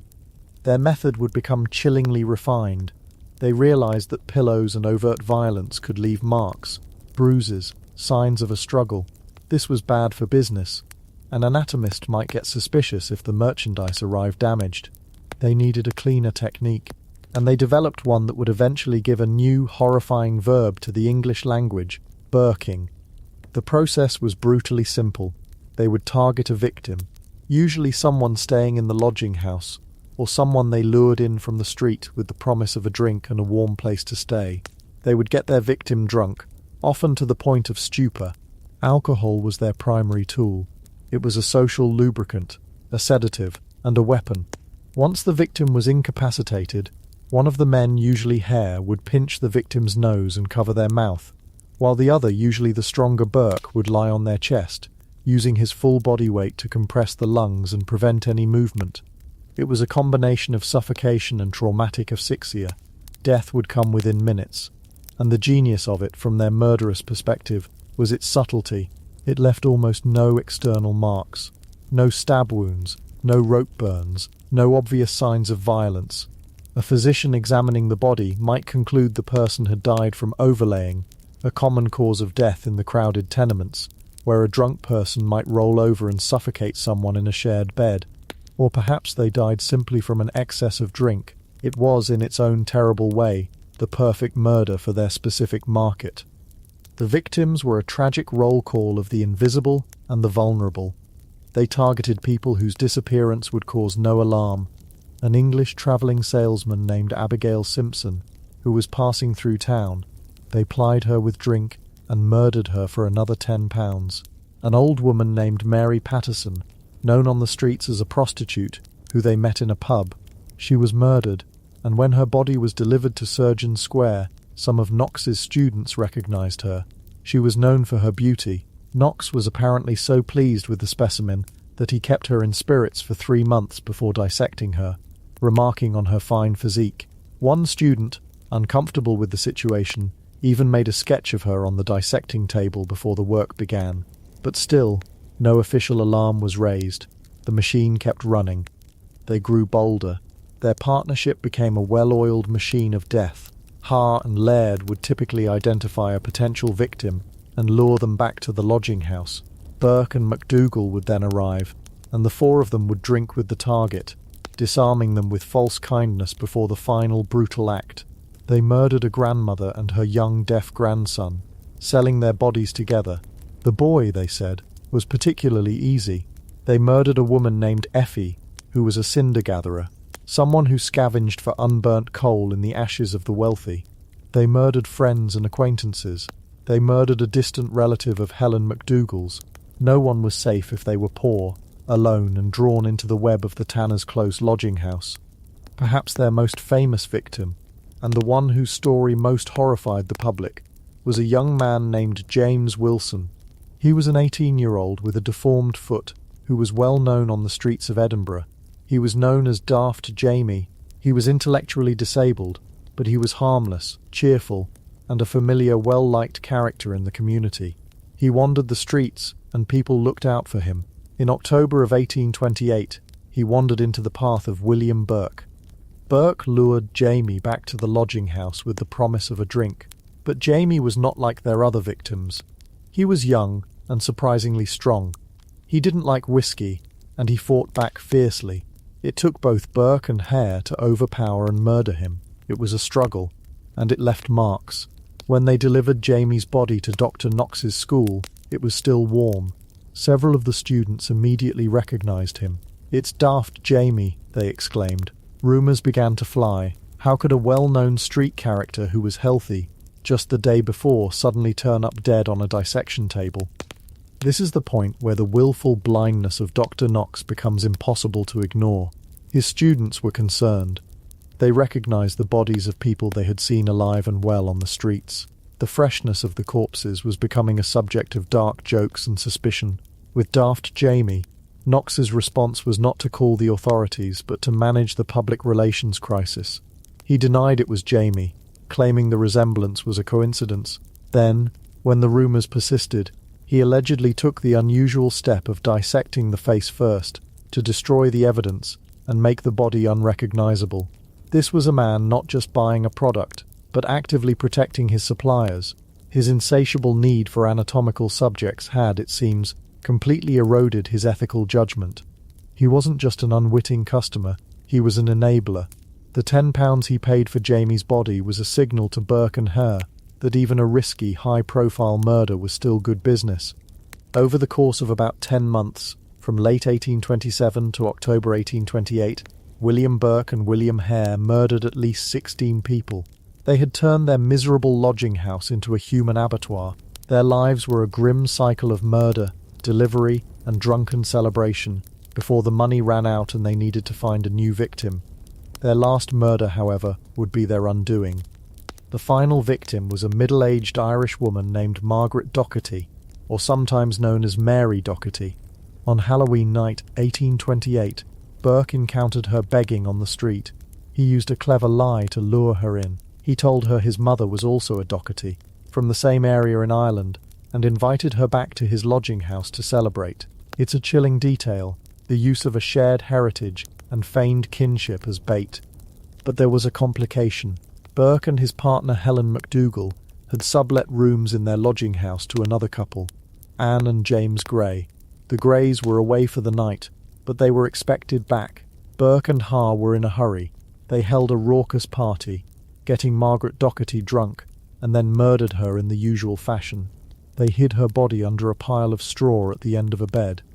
The next morning, the Greys returned. Anne Gray became immediately suspicious.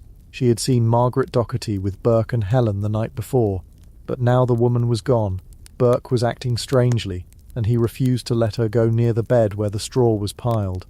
When Burke and Helen were out, Anne Gray's suspicion got the better of her. She looked under the straw, and there she found the naked body of Margaret Docherty, cold and lifeless. Horrified, the Greys fled the house and went straight to the police. This was the mistake Burke and Hare had finally made. They had murdered someone in a place where there were witnesses, not witnesses to the act itself, but witnesses to the before and after. People who knew the victim was alive one moment and mysteriously gone the next, and who were not part of the conspiracy. When the police arrived at the lodging house, the body was gone. Burke and Hare had already packed it into a tea chest and delivered it to Dr. Knox's school. Burke tried to bribe the Greys, offering them £10 a week to keep quiet, but it was too late. The police, acting on an anonymous tip, went to Surgeon Square. There, in a cellar, stored away for a future lecture, they found Margaret Docherty's body. The evidence was undeniable. The four principals, Burke, MacDougall, Hare and Laird, were arrested. The city of Edinburgh exploded.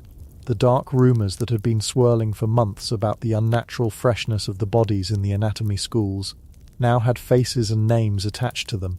The public was gripped by a mixture of terror and outrage.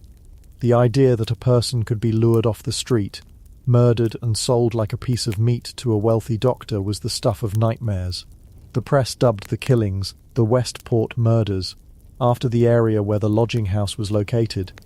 The Lord Advocate Sir William Ray faced a legal problem. He had 4 suspects, but he lacked the hard evidence to convict them. The victims' bodies had been dissected and disposed of, save for the last one, and even with Margaret Docherty's body, there was no clear forensic evidence of murder, thanks to the subtle Burking method. The case was largely circumstantial. He knew they were guilty, but he needed a confession. He needed someone on the inside to talk. So he offered a deal. He offered immunity from prosecution to any one of the four who would turn King's evidence and testify against the others. The choice fell to William Hare. Hare, ever the pragmatist, seized the opportunity to save his own skin.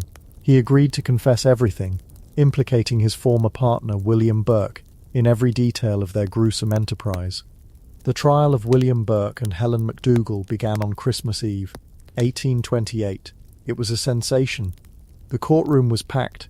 Outside, huge crowds gathered, hungry for news and for justice. Hare took the stand, and in a cold, matter-of-fact tone, described the 16 murders.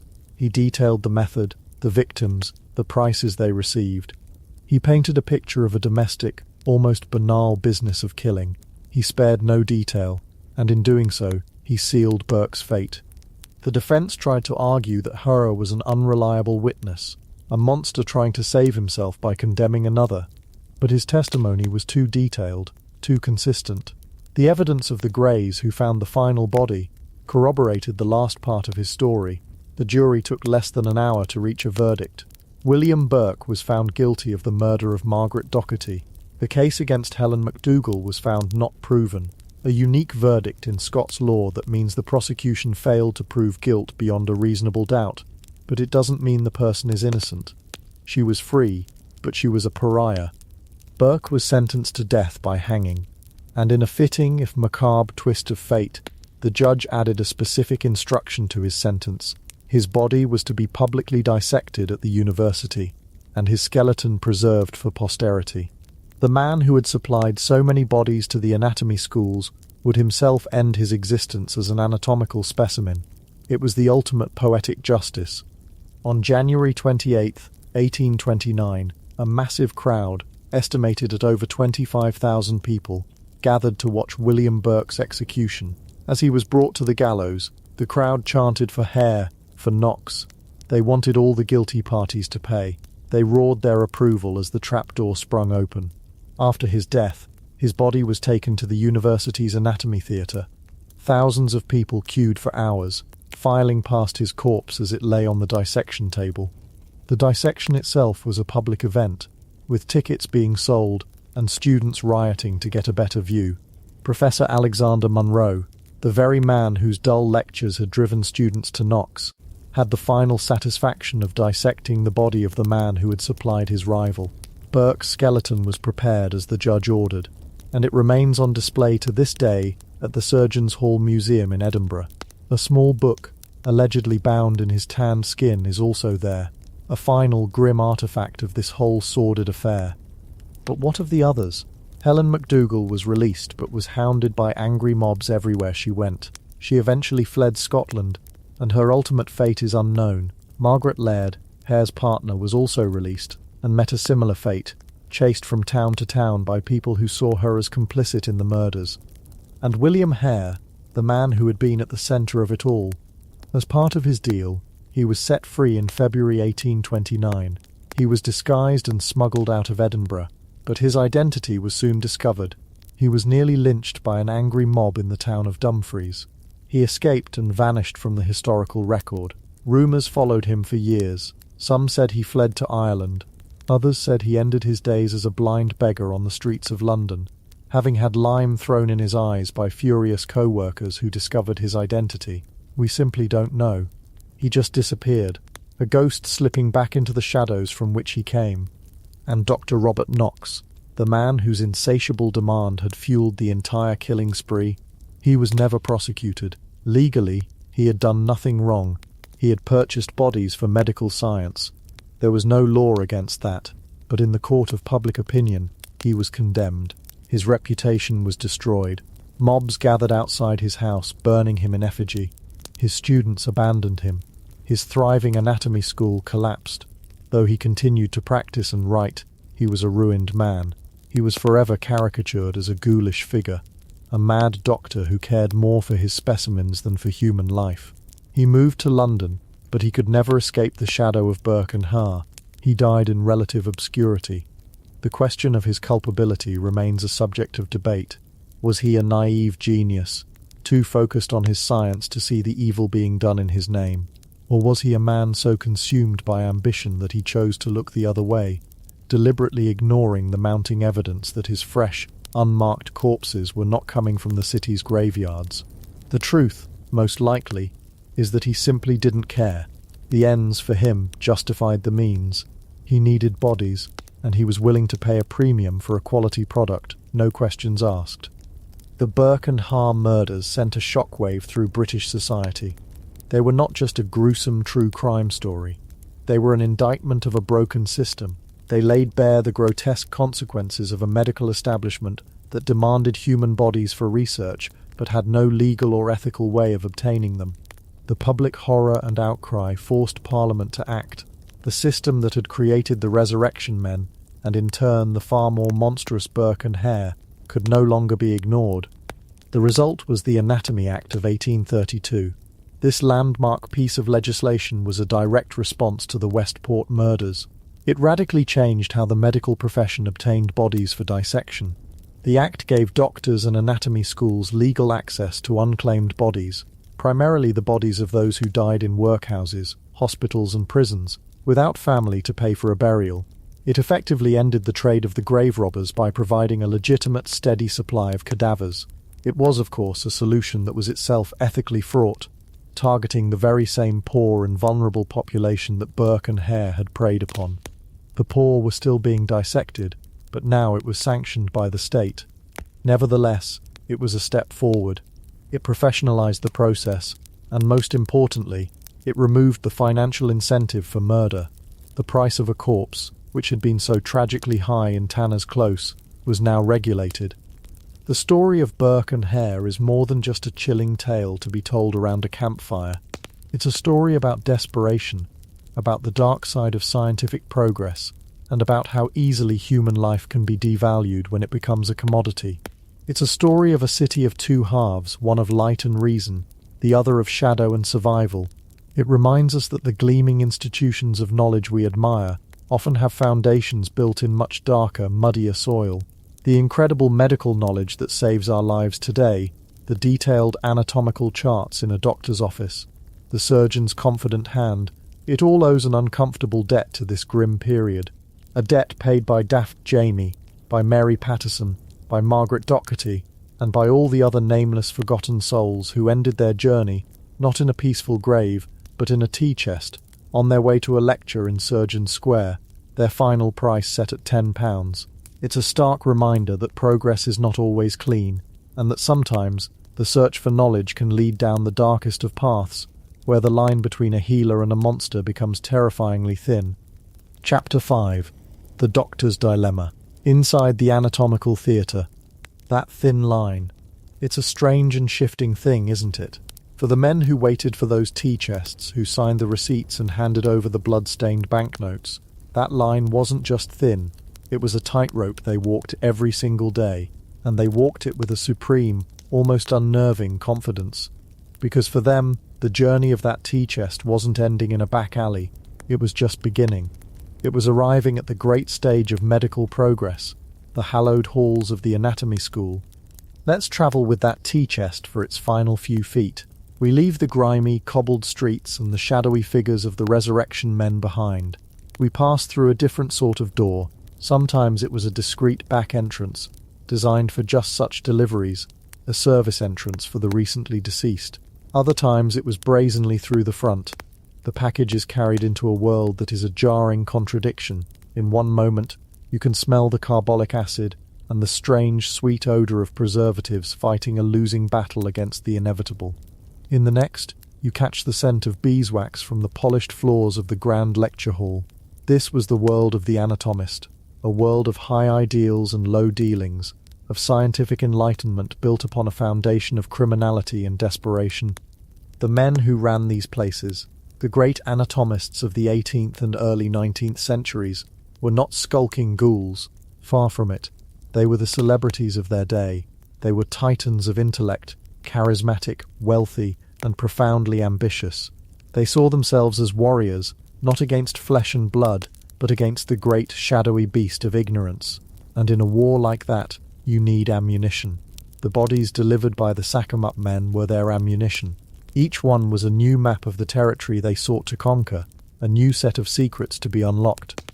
Their justification was simple, powerful, and, to them, utterly self-evident. Before systematic anatomy, surgery was a form of butchery guided by guesswork. A surgeon operating for bladder stones or a gangrenous limb was essentially flying blind, relying on crude diagrams and a good deal of prayer. The information locked inside the human body was the key to turning that brutal craft into a healing science. Every body dissected, they argued, had the potential to save hundreds, even thousands of future lives. What was the quiet dignity of one forgotten pauper, they reasoned, when weighed against the suffering of generations to come? It's a compelling argument, a noble end, pursued by what we would politely call questionable means. And this grand justification allowed them to sleep quite soundly at night, even as the bodies piled up in their cellars.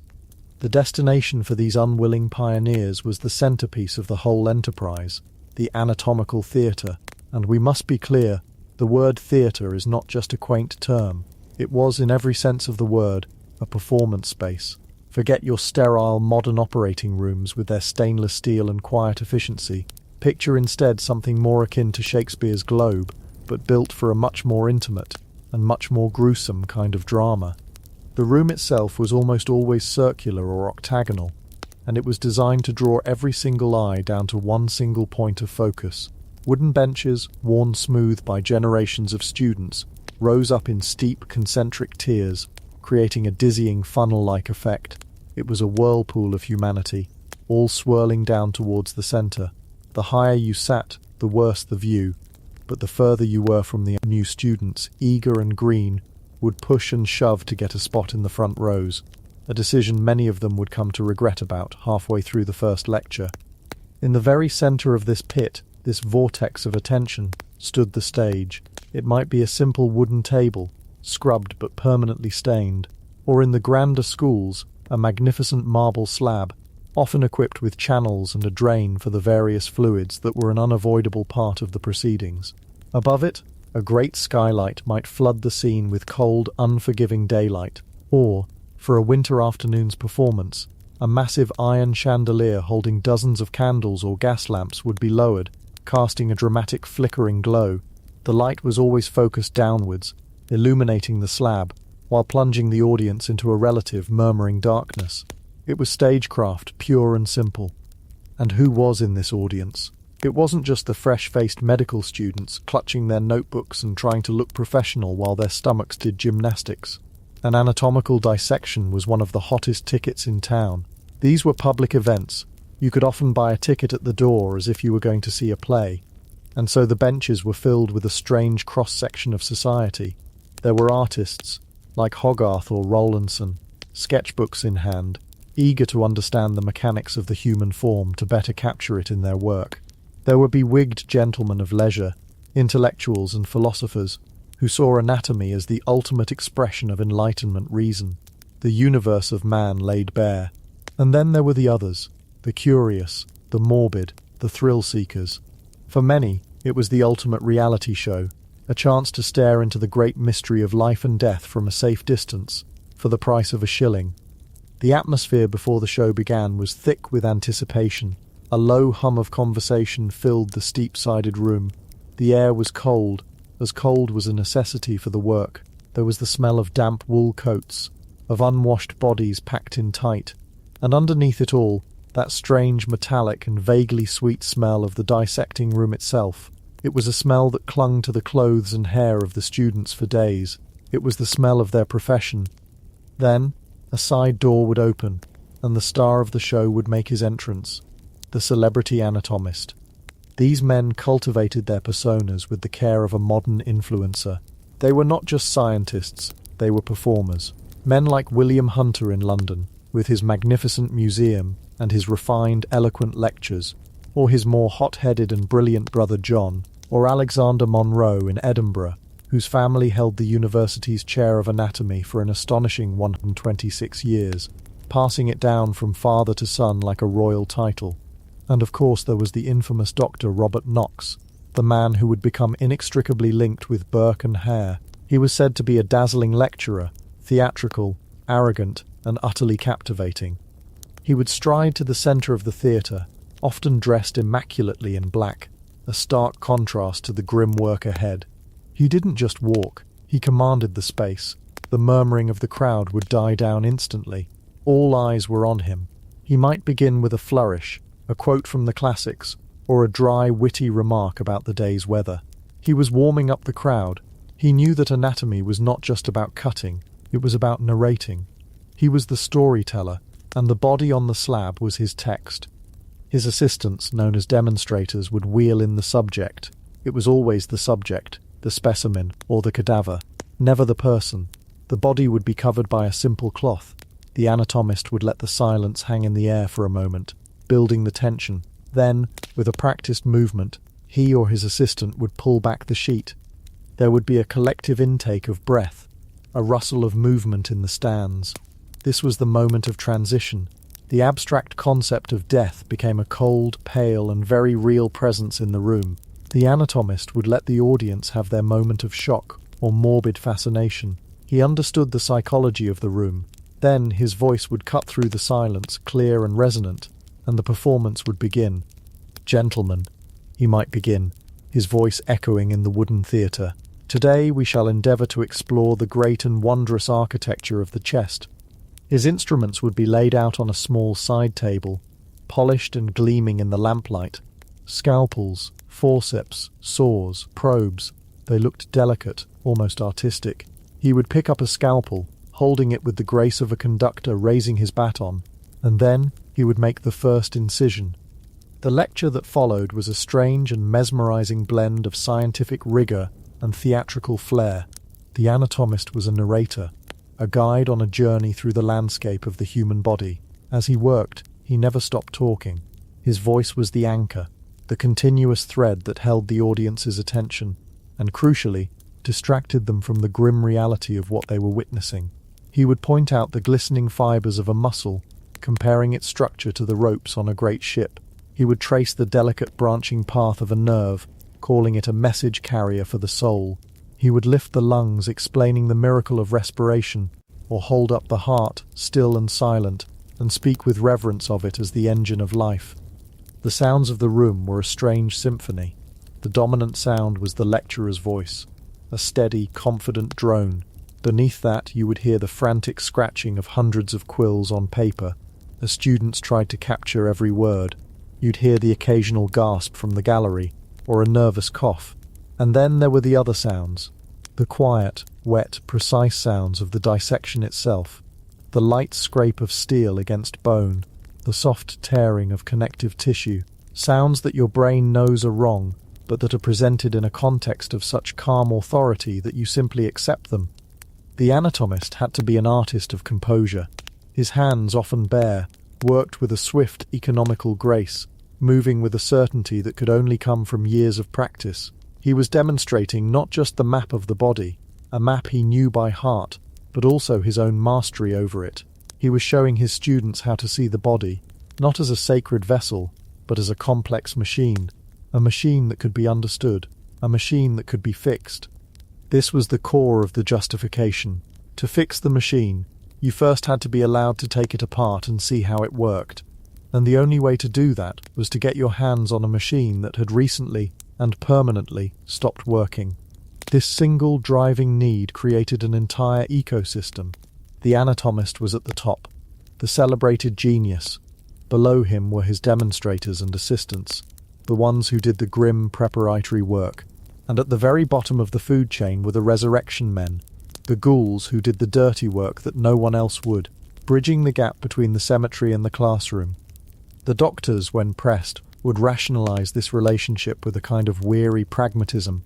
They saw the resurrectionists as a vulgar but necessary tool, like a foul-smelling chemical that was nonetheless essential for an experiment. They would claim ignorance about the specifics of where the bodies came from. A crate would arrive, a payment would be made, and it was best not to ask too many questions. It was a classic case of plausible deniability. The anatomist could stand before his students, a paragon of scientific virtue, and speak of the sanctity of the healing arts, all the while knowing that his primary teaching tool had been fished out of a grave just last night. its shroud likely sold off to a rag-and-bone man. This cognitive dissonance was woven into the very fabric of the profession. On one hand, these men were making discoveries that would save millions. They were charting the lymphatic system, understanding blood circulation, and paving the way for safe and effective surgery. They were heroes of medicine. On the other hand, they were creating a market that incentivized the desecration of the dead, that terrorized poor communities, and that, in the most extreme cases, turned death itself into a commodity to be manufactured on demand. The demand was voracious. A single anatomy school in a major city like London or Edinburgh could go through dozens of bodies in a single teaching season, and the schools were not unified in their quest for knowledge. They were fierce, often bitter, rivals. Anatomy in the 18th and early 19th centuries was a private, for-profit enterprise. It was big business. A popular lecturer could attract hundreds of students, each paying a hefty fee for the course. The more students you had, the more money you made, and the more prestige you accrued. And the key to attracting students was simple. You had to guarantee them a body. This led to what could only be described as the anatomy wars. Rival schools would stop at nothing to gain an advantage. Their resurrection men would get into turf wars, fighting pitched battles in graveyards over a promising plot. They would hijack each other's deliveries, stealing bodies right off the cart. There are stories of anatomists having to post armed guards around their schools to prevent their precious teaching materials from being stolen by a competitor. The rivalries played out in the lecture halls and in print as well. Anatomists would publicly denounce each other, accusing their rivals of incompetence or plagiarism. They would publish anatomical atlases of stunning beauty and detail, partly to advance knowledge, but also as a way of boasting about the sheer number and quality of the specimens they had access to. It was a game of one-upmanship, played out with scalpels and corpses. The ambition was palpable. The ego was colossal. The pursuit of knowledge became hopelessly entangled with the pursuit of fame and fortune. Think about the mental gymnastics required. An anatomist might spend his morning lecturing eloquently on the delicate structures of the inner ear, using the head of a subject delivered the night before. That afternoon, he might be in a back room, haggling with a resurrectionist over the price of a small, meaning a child, which was particularly valuable for studying developmental anatomy. That evening, he might be dining with the city's elite, discussing art and philosophy, a respected member of the Royal Society. He had to compartmentalize his life to an extraordinary degree. The man of science and the man who dealt with criminals had to be kept in separate mental boxes. The process of dissection itself was an exercise in this kind of psychological distancing. The body was systematically deconstructed, taken apart piece by piece. First the skin, then the muscles, then the organs, then the skeleton. The subject was slowly transformed from something that once resembled a person into a collection of tissues and parts. It became an abstraction. The head might be injected with wax to preserve the blood vessels for later study. The limbs might be dissected by senior students in a separate room. The torso would be the focus of the main lectures. By the end of the process, which could take weeks in the cold winter months, there was nothing left that would trigger the sense of human empathy. It was just biological material. It was a necessary process, both for teaching and for the sanity of those involved. And what of the students? For them, the first day in the dissecting room was a rite of passage. It was a brutal confrontation with the reality of their chosen path. The sights, the smells, the sheer visceral fact of it all was a test. Many fainted, many more were sick, but they learned to endure it. They learned to suppress their natural revulsion and replace it with a kind of clinical detachment. They had to. They would joke and smoke in the dissecting rooms, their gallows humour a fragile shield against the grimness of it all. They learned the anatomist's trick of seeing the body as a machine, a puzzle to be solved. This desensitization was a crucial part of their medical education. It allowed them to perform their work, but it also chipped away at something. It created a distance between them and the patients they would one day treat. As the dissection in the great theatre neared its end, the spectacle would wind down. The anatomist would conclude his lecture with another rhetorical flourish, summarizing the day's discoveries.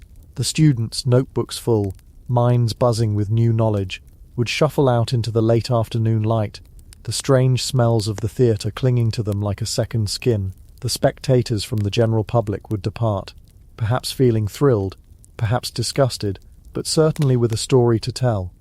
The theatre would empty out, leaving only the assistants to clean up the aftermath.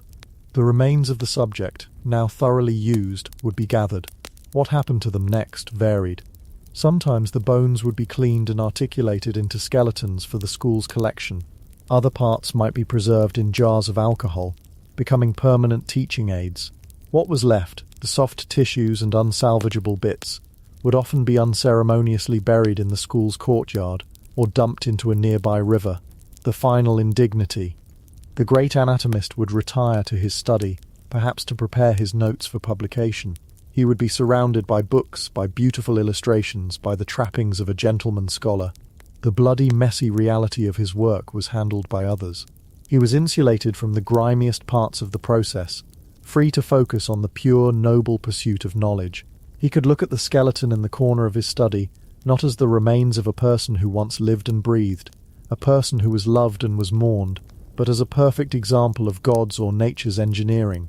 He had to see it that way. It was the only way to walk that tightrope without falling.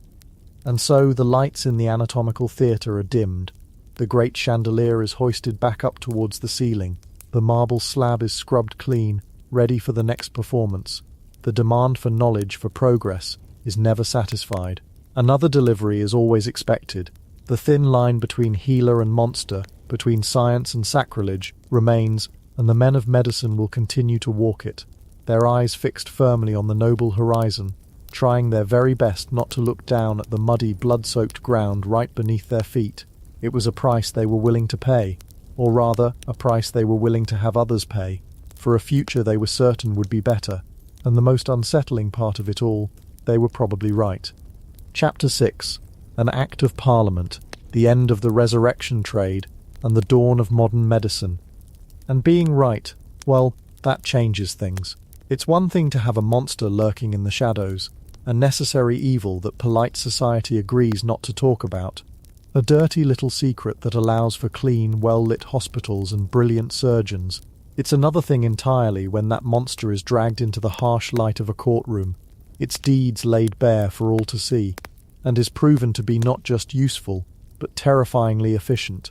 The public outcry that followed the trial of William Burke was not just about murder. It was about the sickening realization that the entire edifice of modern medicine, this thing that promised to save their children and mend their bones, was built upon a foundation of criminality, terror, and desecration. The doctors, for all their fine coats and noble pronouncements, had been knowingly buying stolen goods for decades, and now, thanks to Burke and Hare, it was clear that their quiet, desperate demand had finally incentivized the creation of a more streamlined, more monstrous method of supply. The mud and blood from beneath their feet had finally seeped up through the floorboards, and the stain was impossible to ignore. The British Parliament, an institution more comfortable debating shipping tariffs and the price of tea, was suddenly faced with a grotesque public relations disaster. The problem of anatomy was no longer a niche concern for a few ambitious doctors. It was a national scandal. The image was seared into the public consciousness. The grieving family discovering an empty coffin, the watchman bribed with gin, the shadowy figures with their shovels and sacks, and now the suffocating pillow in a dark Edinburgh tenement. The people were terrified. The press was in a frenzy, and the government, as governments are wont to do, realized it had to be seen to be doing something. This wasn't the first time they'd tried, of course.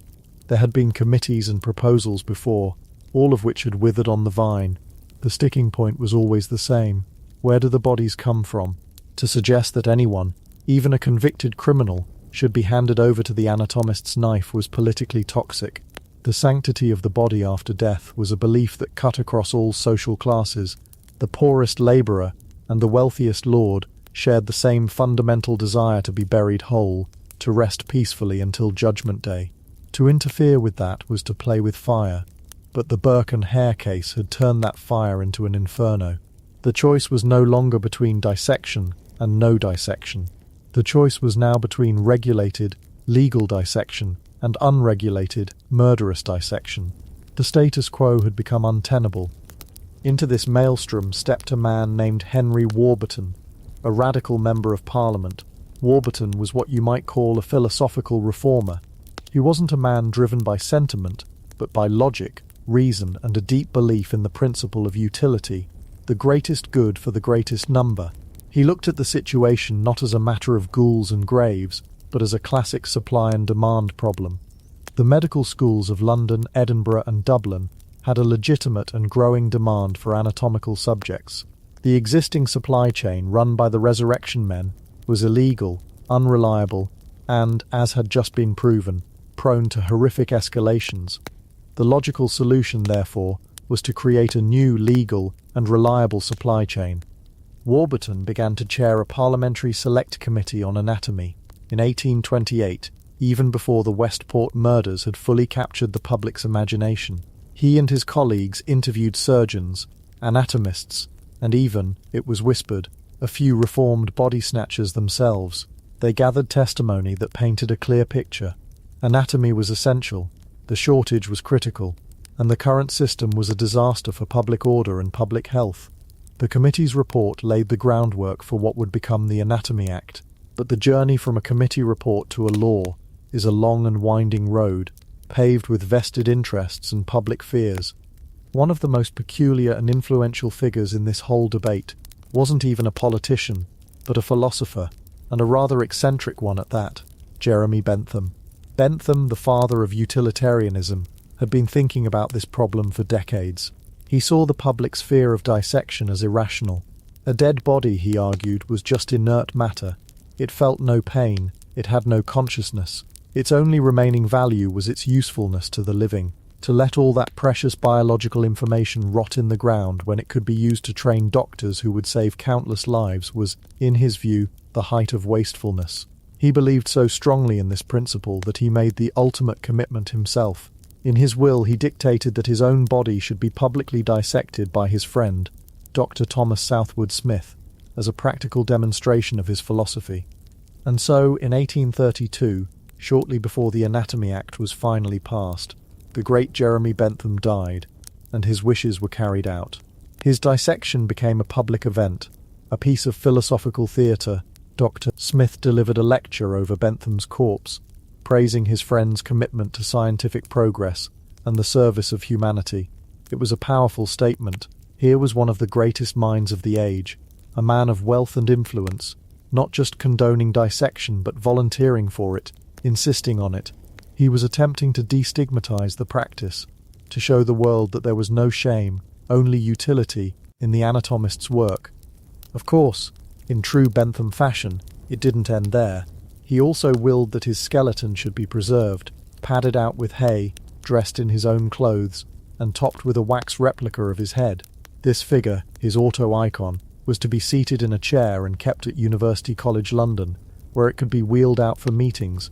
His will stipulated that for college anniversaries, the auto-icon should be brought to the board meeting, with the minutes recording him as present, but not voting. It was perhaps the ultimate life hack for attending meetings post-mortem, and it was a testament to the strange, logical, and slightly absurd worldview that was now shaping public policy. But while Bentham's gesture was a fantastic piece of publicity for the cause, the government knew it couldn't rely on a sudden wave of philanthropic self-dissection from the nation's great thinkers. They needed a larger, more reliable source, and so, as they debated the bill, they looked around for a population of people who could be designated as suppliers, a population that was already wards of the state, a population with few advocates, little political power, and whose deaths, frankly, wouldn't cause much of a fuss. They found their answer in the workhouse. The Anatomy Act of 1832, when it was finally passed, was a masterpiece of cold, legislative pragmatism. It established a system of licensed anatomy schools and appointed an inspector of anatomy to oversee them. It made it illegal to dissect a body without a license, and it made it illegal to buy or sell a body. In doing so, it effectively put the resurrection men out of business overnight. Their entire business model, predicated on the illegality of the trade, vanished. But the core of the Act, the part that solved the supply problem, was Section 7. This section stated that the bodies of those who died in hospitals, prisons, and, most importantly, workhouses, could be legally handed over for dissection if they were not claimed by a relative within a certain period of time. On the surface, it sounded reasonable enough. Unclaimed bodies. If no one is there to mourn you, if no one steps forward to pay for your burial, then your body can be put to good use. It was a perfectly utilitarian solution, but the reality on the ground was far darker. This was the era of the New Poor Law of 1834, a system designed with the express purpose of making poverty as inconvenient and unpleasant as humanly possible. The workhouse was not a gentle safety net. It was a place of last resort, a deterrent. Families were separated, inmates were forced into grueling, pointless labor, and the conditions were deliberately harsh. The principle was called less eligibility, the idea that life inside the workhouse had to be worse than the life of the lowest-paid independent laborer outside of it. To be poor enough to end up in the workhouse was to have already lost almost everything. Your home, your job, your freedom, your dignity. The Anatomy Act added one final, terrifying consequence. It meant that to die in the workhouse was to risk losing ownership of your own body. For the poor of Victorian Britain, this was the ultimate terror. The fear of a pauper's grave was already profound, but the fear of the dissecting table was something else entirely. It became known as the second punishment. Your first punishment was a life of poverty. Your second was to be taken apart, piece by piece, on a slab in a cold lecture hall, for the benefit of young men from a social class that had likely looked down on you your entire life. The act, therefore, didn't so much end the exploitation as it did professionalize it. It took the messy, chaotic, and entrepreneurial horror of the resurrection men and replaced it with a clean, efficient, and state-sanctioned system of appropriation. The grave was now safe. You could rest easy knowing that once you were in the ground you would stay there. But the deathbed in the workhouse infirmary had become the new source of anxiety. Stories and rumours spread like wildfire. Tales of workhouse masters deliberately failing to notify relatives of a death until the claim period had expired. Of families arriving, pennies scraped together for a funeral, only to be told they were too late. The system was designed to produce unclaimed bodies, and it worked with brutal efficiency. For the medical schools, it was a revolution. The sordid, late-night transactions in pub backrooms were replaced with official paperwork and quiet deliveries from the parish authorities. The supply of subjects became steady and predictable. Anatomy, for the first time, could be taught systematically. It could become a proper science, not a semi-criminal enterprise. The anatomy demonstrator no longer had to worry if his subject was fresh enough, or if it had come from a suspicious source. He could focus on teaching. Students could now have access to enough cadavers to actually learn the intricate web of muscles, nerves, and organs. This newfound legitimacy had a profound effect on the entire field of medicine.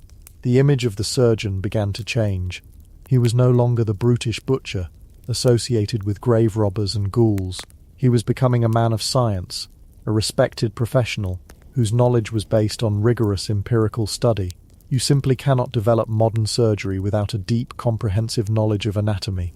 You cannot safely remove an appendix, or set a complex fracture, or perform a heart transplant without a perfect map of the human body. The Anatomy Act of 1832 provided the raw material needed to draw that map. Think of it. Before this era, a surgeon was often guessing. He was working from crude diagrams, from memory of a rare dissection he might have seen years ago as a student. Every incision was a journey into a dark, unknown continent. After the act, with a regular supply of bodies, that continent could be charted. The variations in human anatomy could be documented. Surgical techniques could be practiced and refined on cadavers before ever being attempted on a living patient. It's no coincidence that the great leaps forward in surgery, the development of anesthesia by Morton and Simpson in the 1840s, and the development of antiseptic techniques by Joseph Lister in the 1860s, happened in the decades immediately following the regularization of anatomical study. Anesthesia gave surgeons time, antiseptics gave them a weapon against infection, and the Anatomy Act gave them the knowledge of what, precisely, they were doing. The old world faded away with surprising speed. The iron mortsafes that caged the dead in their graves began to rust and fall into disuse. The high walls and watchtowers of the city cemeteries slowly crumbled, their purpose forgotten. The resurrection men, the terrors of the night, became figures of folklore, like goblins or ghosts. Their trade, which had for a century been a grim but essential part of the medical economy, had been rendered obsolete by a single act of Parliament. They didn't go out in a blaze of glory, they just disappeared. They found other work, perhaps on the docks or in the factories, their specialised and gruesome skill set no longer in demand. The era of the body snatcher was over. But the legacy of that era, and the act that ended it, is long and complex. The law was eventually reformed and adopted in various forms across the world. For over a century, the primary source of bodies for medical education in many countries remained the poor, the institutionalized, and the unclaimed. The fundamental principle that some people's bodies were more available to science than others persisted for a very long time. It was a system born of desperation and built on a foundation of profound social inequality. The Great Shift, the one that finally brought the story to a more peaceful close, didn't happen until the mid-20th century. It was then that a new idea began to take hold, an idea that Jeremy Bentham would have surely approved of, the idea of voluntary, altruistic body donation. Laws like the Uniform Anatomical Gift Act, first passed in the United States in 1968, created a framework for individuals to choose of their own free will to donate their bodies to science after their death. It was a profound change in philosophy. It was no longer about the state claiming the bodies of the disenfranchised. It was about an individual making a final, powerful gift. And so today, when a young medical student enters an anatomy lab, the experience is almost unrecognizably different from that of their 19th century counterpart. The room is clean, well lit, and ventilated. There is no stench of decay, thanks to modern embalming techniques. There is no sense of sordid criminality. Instead, there is an atmosphere of profound respect and quiet gratitude. The students are taught from day one that the body before them is not an object, but their first patient. It is the remains of a person who made a conscious choice to contribute to their education, to the future of medicine, to the well-being of people they would never meet. Often universities will hold ceremonies where students can meet the families of the donors, to understand the human story behind the gift they have been given. It is a quiet, peaceful, and deeply humane end to a story that began in darkness, desperation, and violence. We have travelled a long way from the midnight raids on churchyards, from the sack-em-up men with their wooden shovels, from the suffocating darkness of a Scottish tenement. The journey was fraught with moral compromise, and fueled by a relentless, sometimes ruthless quest for knowledge. The men who walked that path, the anatomists and the grave robbers alike, were driven by forces we can still recognize: ambition, desperation, the desire for a better future, and the cold, hard logic of supply and demand. The foundation of the building we call modern medicine is made of some very questionable materials. It is built, in part, on the bodies of executed criminals, the unclaimed poor, and the victims of 1,000 quiet acts of desecration. But the structure that stands today is one that saves millions of lives. It allows us to mend broken bodies, cure diseases, and understand ourselves in ways that would have seemed like pure magic just a few generations ago. And it all rests on that final, quiet gift, the gift of those who, in death, choose to teach the living. It is the ultimate act of faith in the future, a final whisper of generosity that echoes in the silent, respectful halls of medical schools everywhere. It is a legacy of peace that was born from centuries of terror, and it allows us, and the doctors who care for us, to rest a little easier, secure in the knowledge that the ghouls are gone, the graves are safe, and the long dark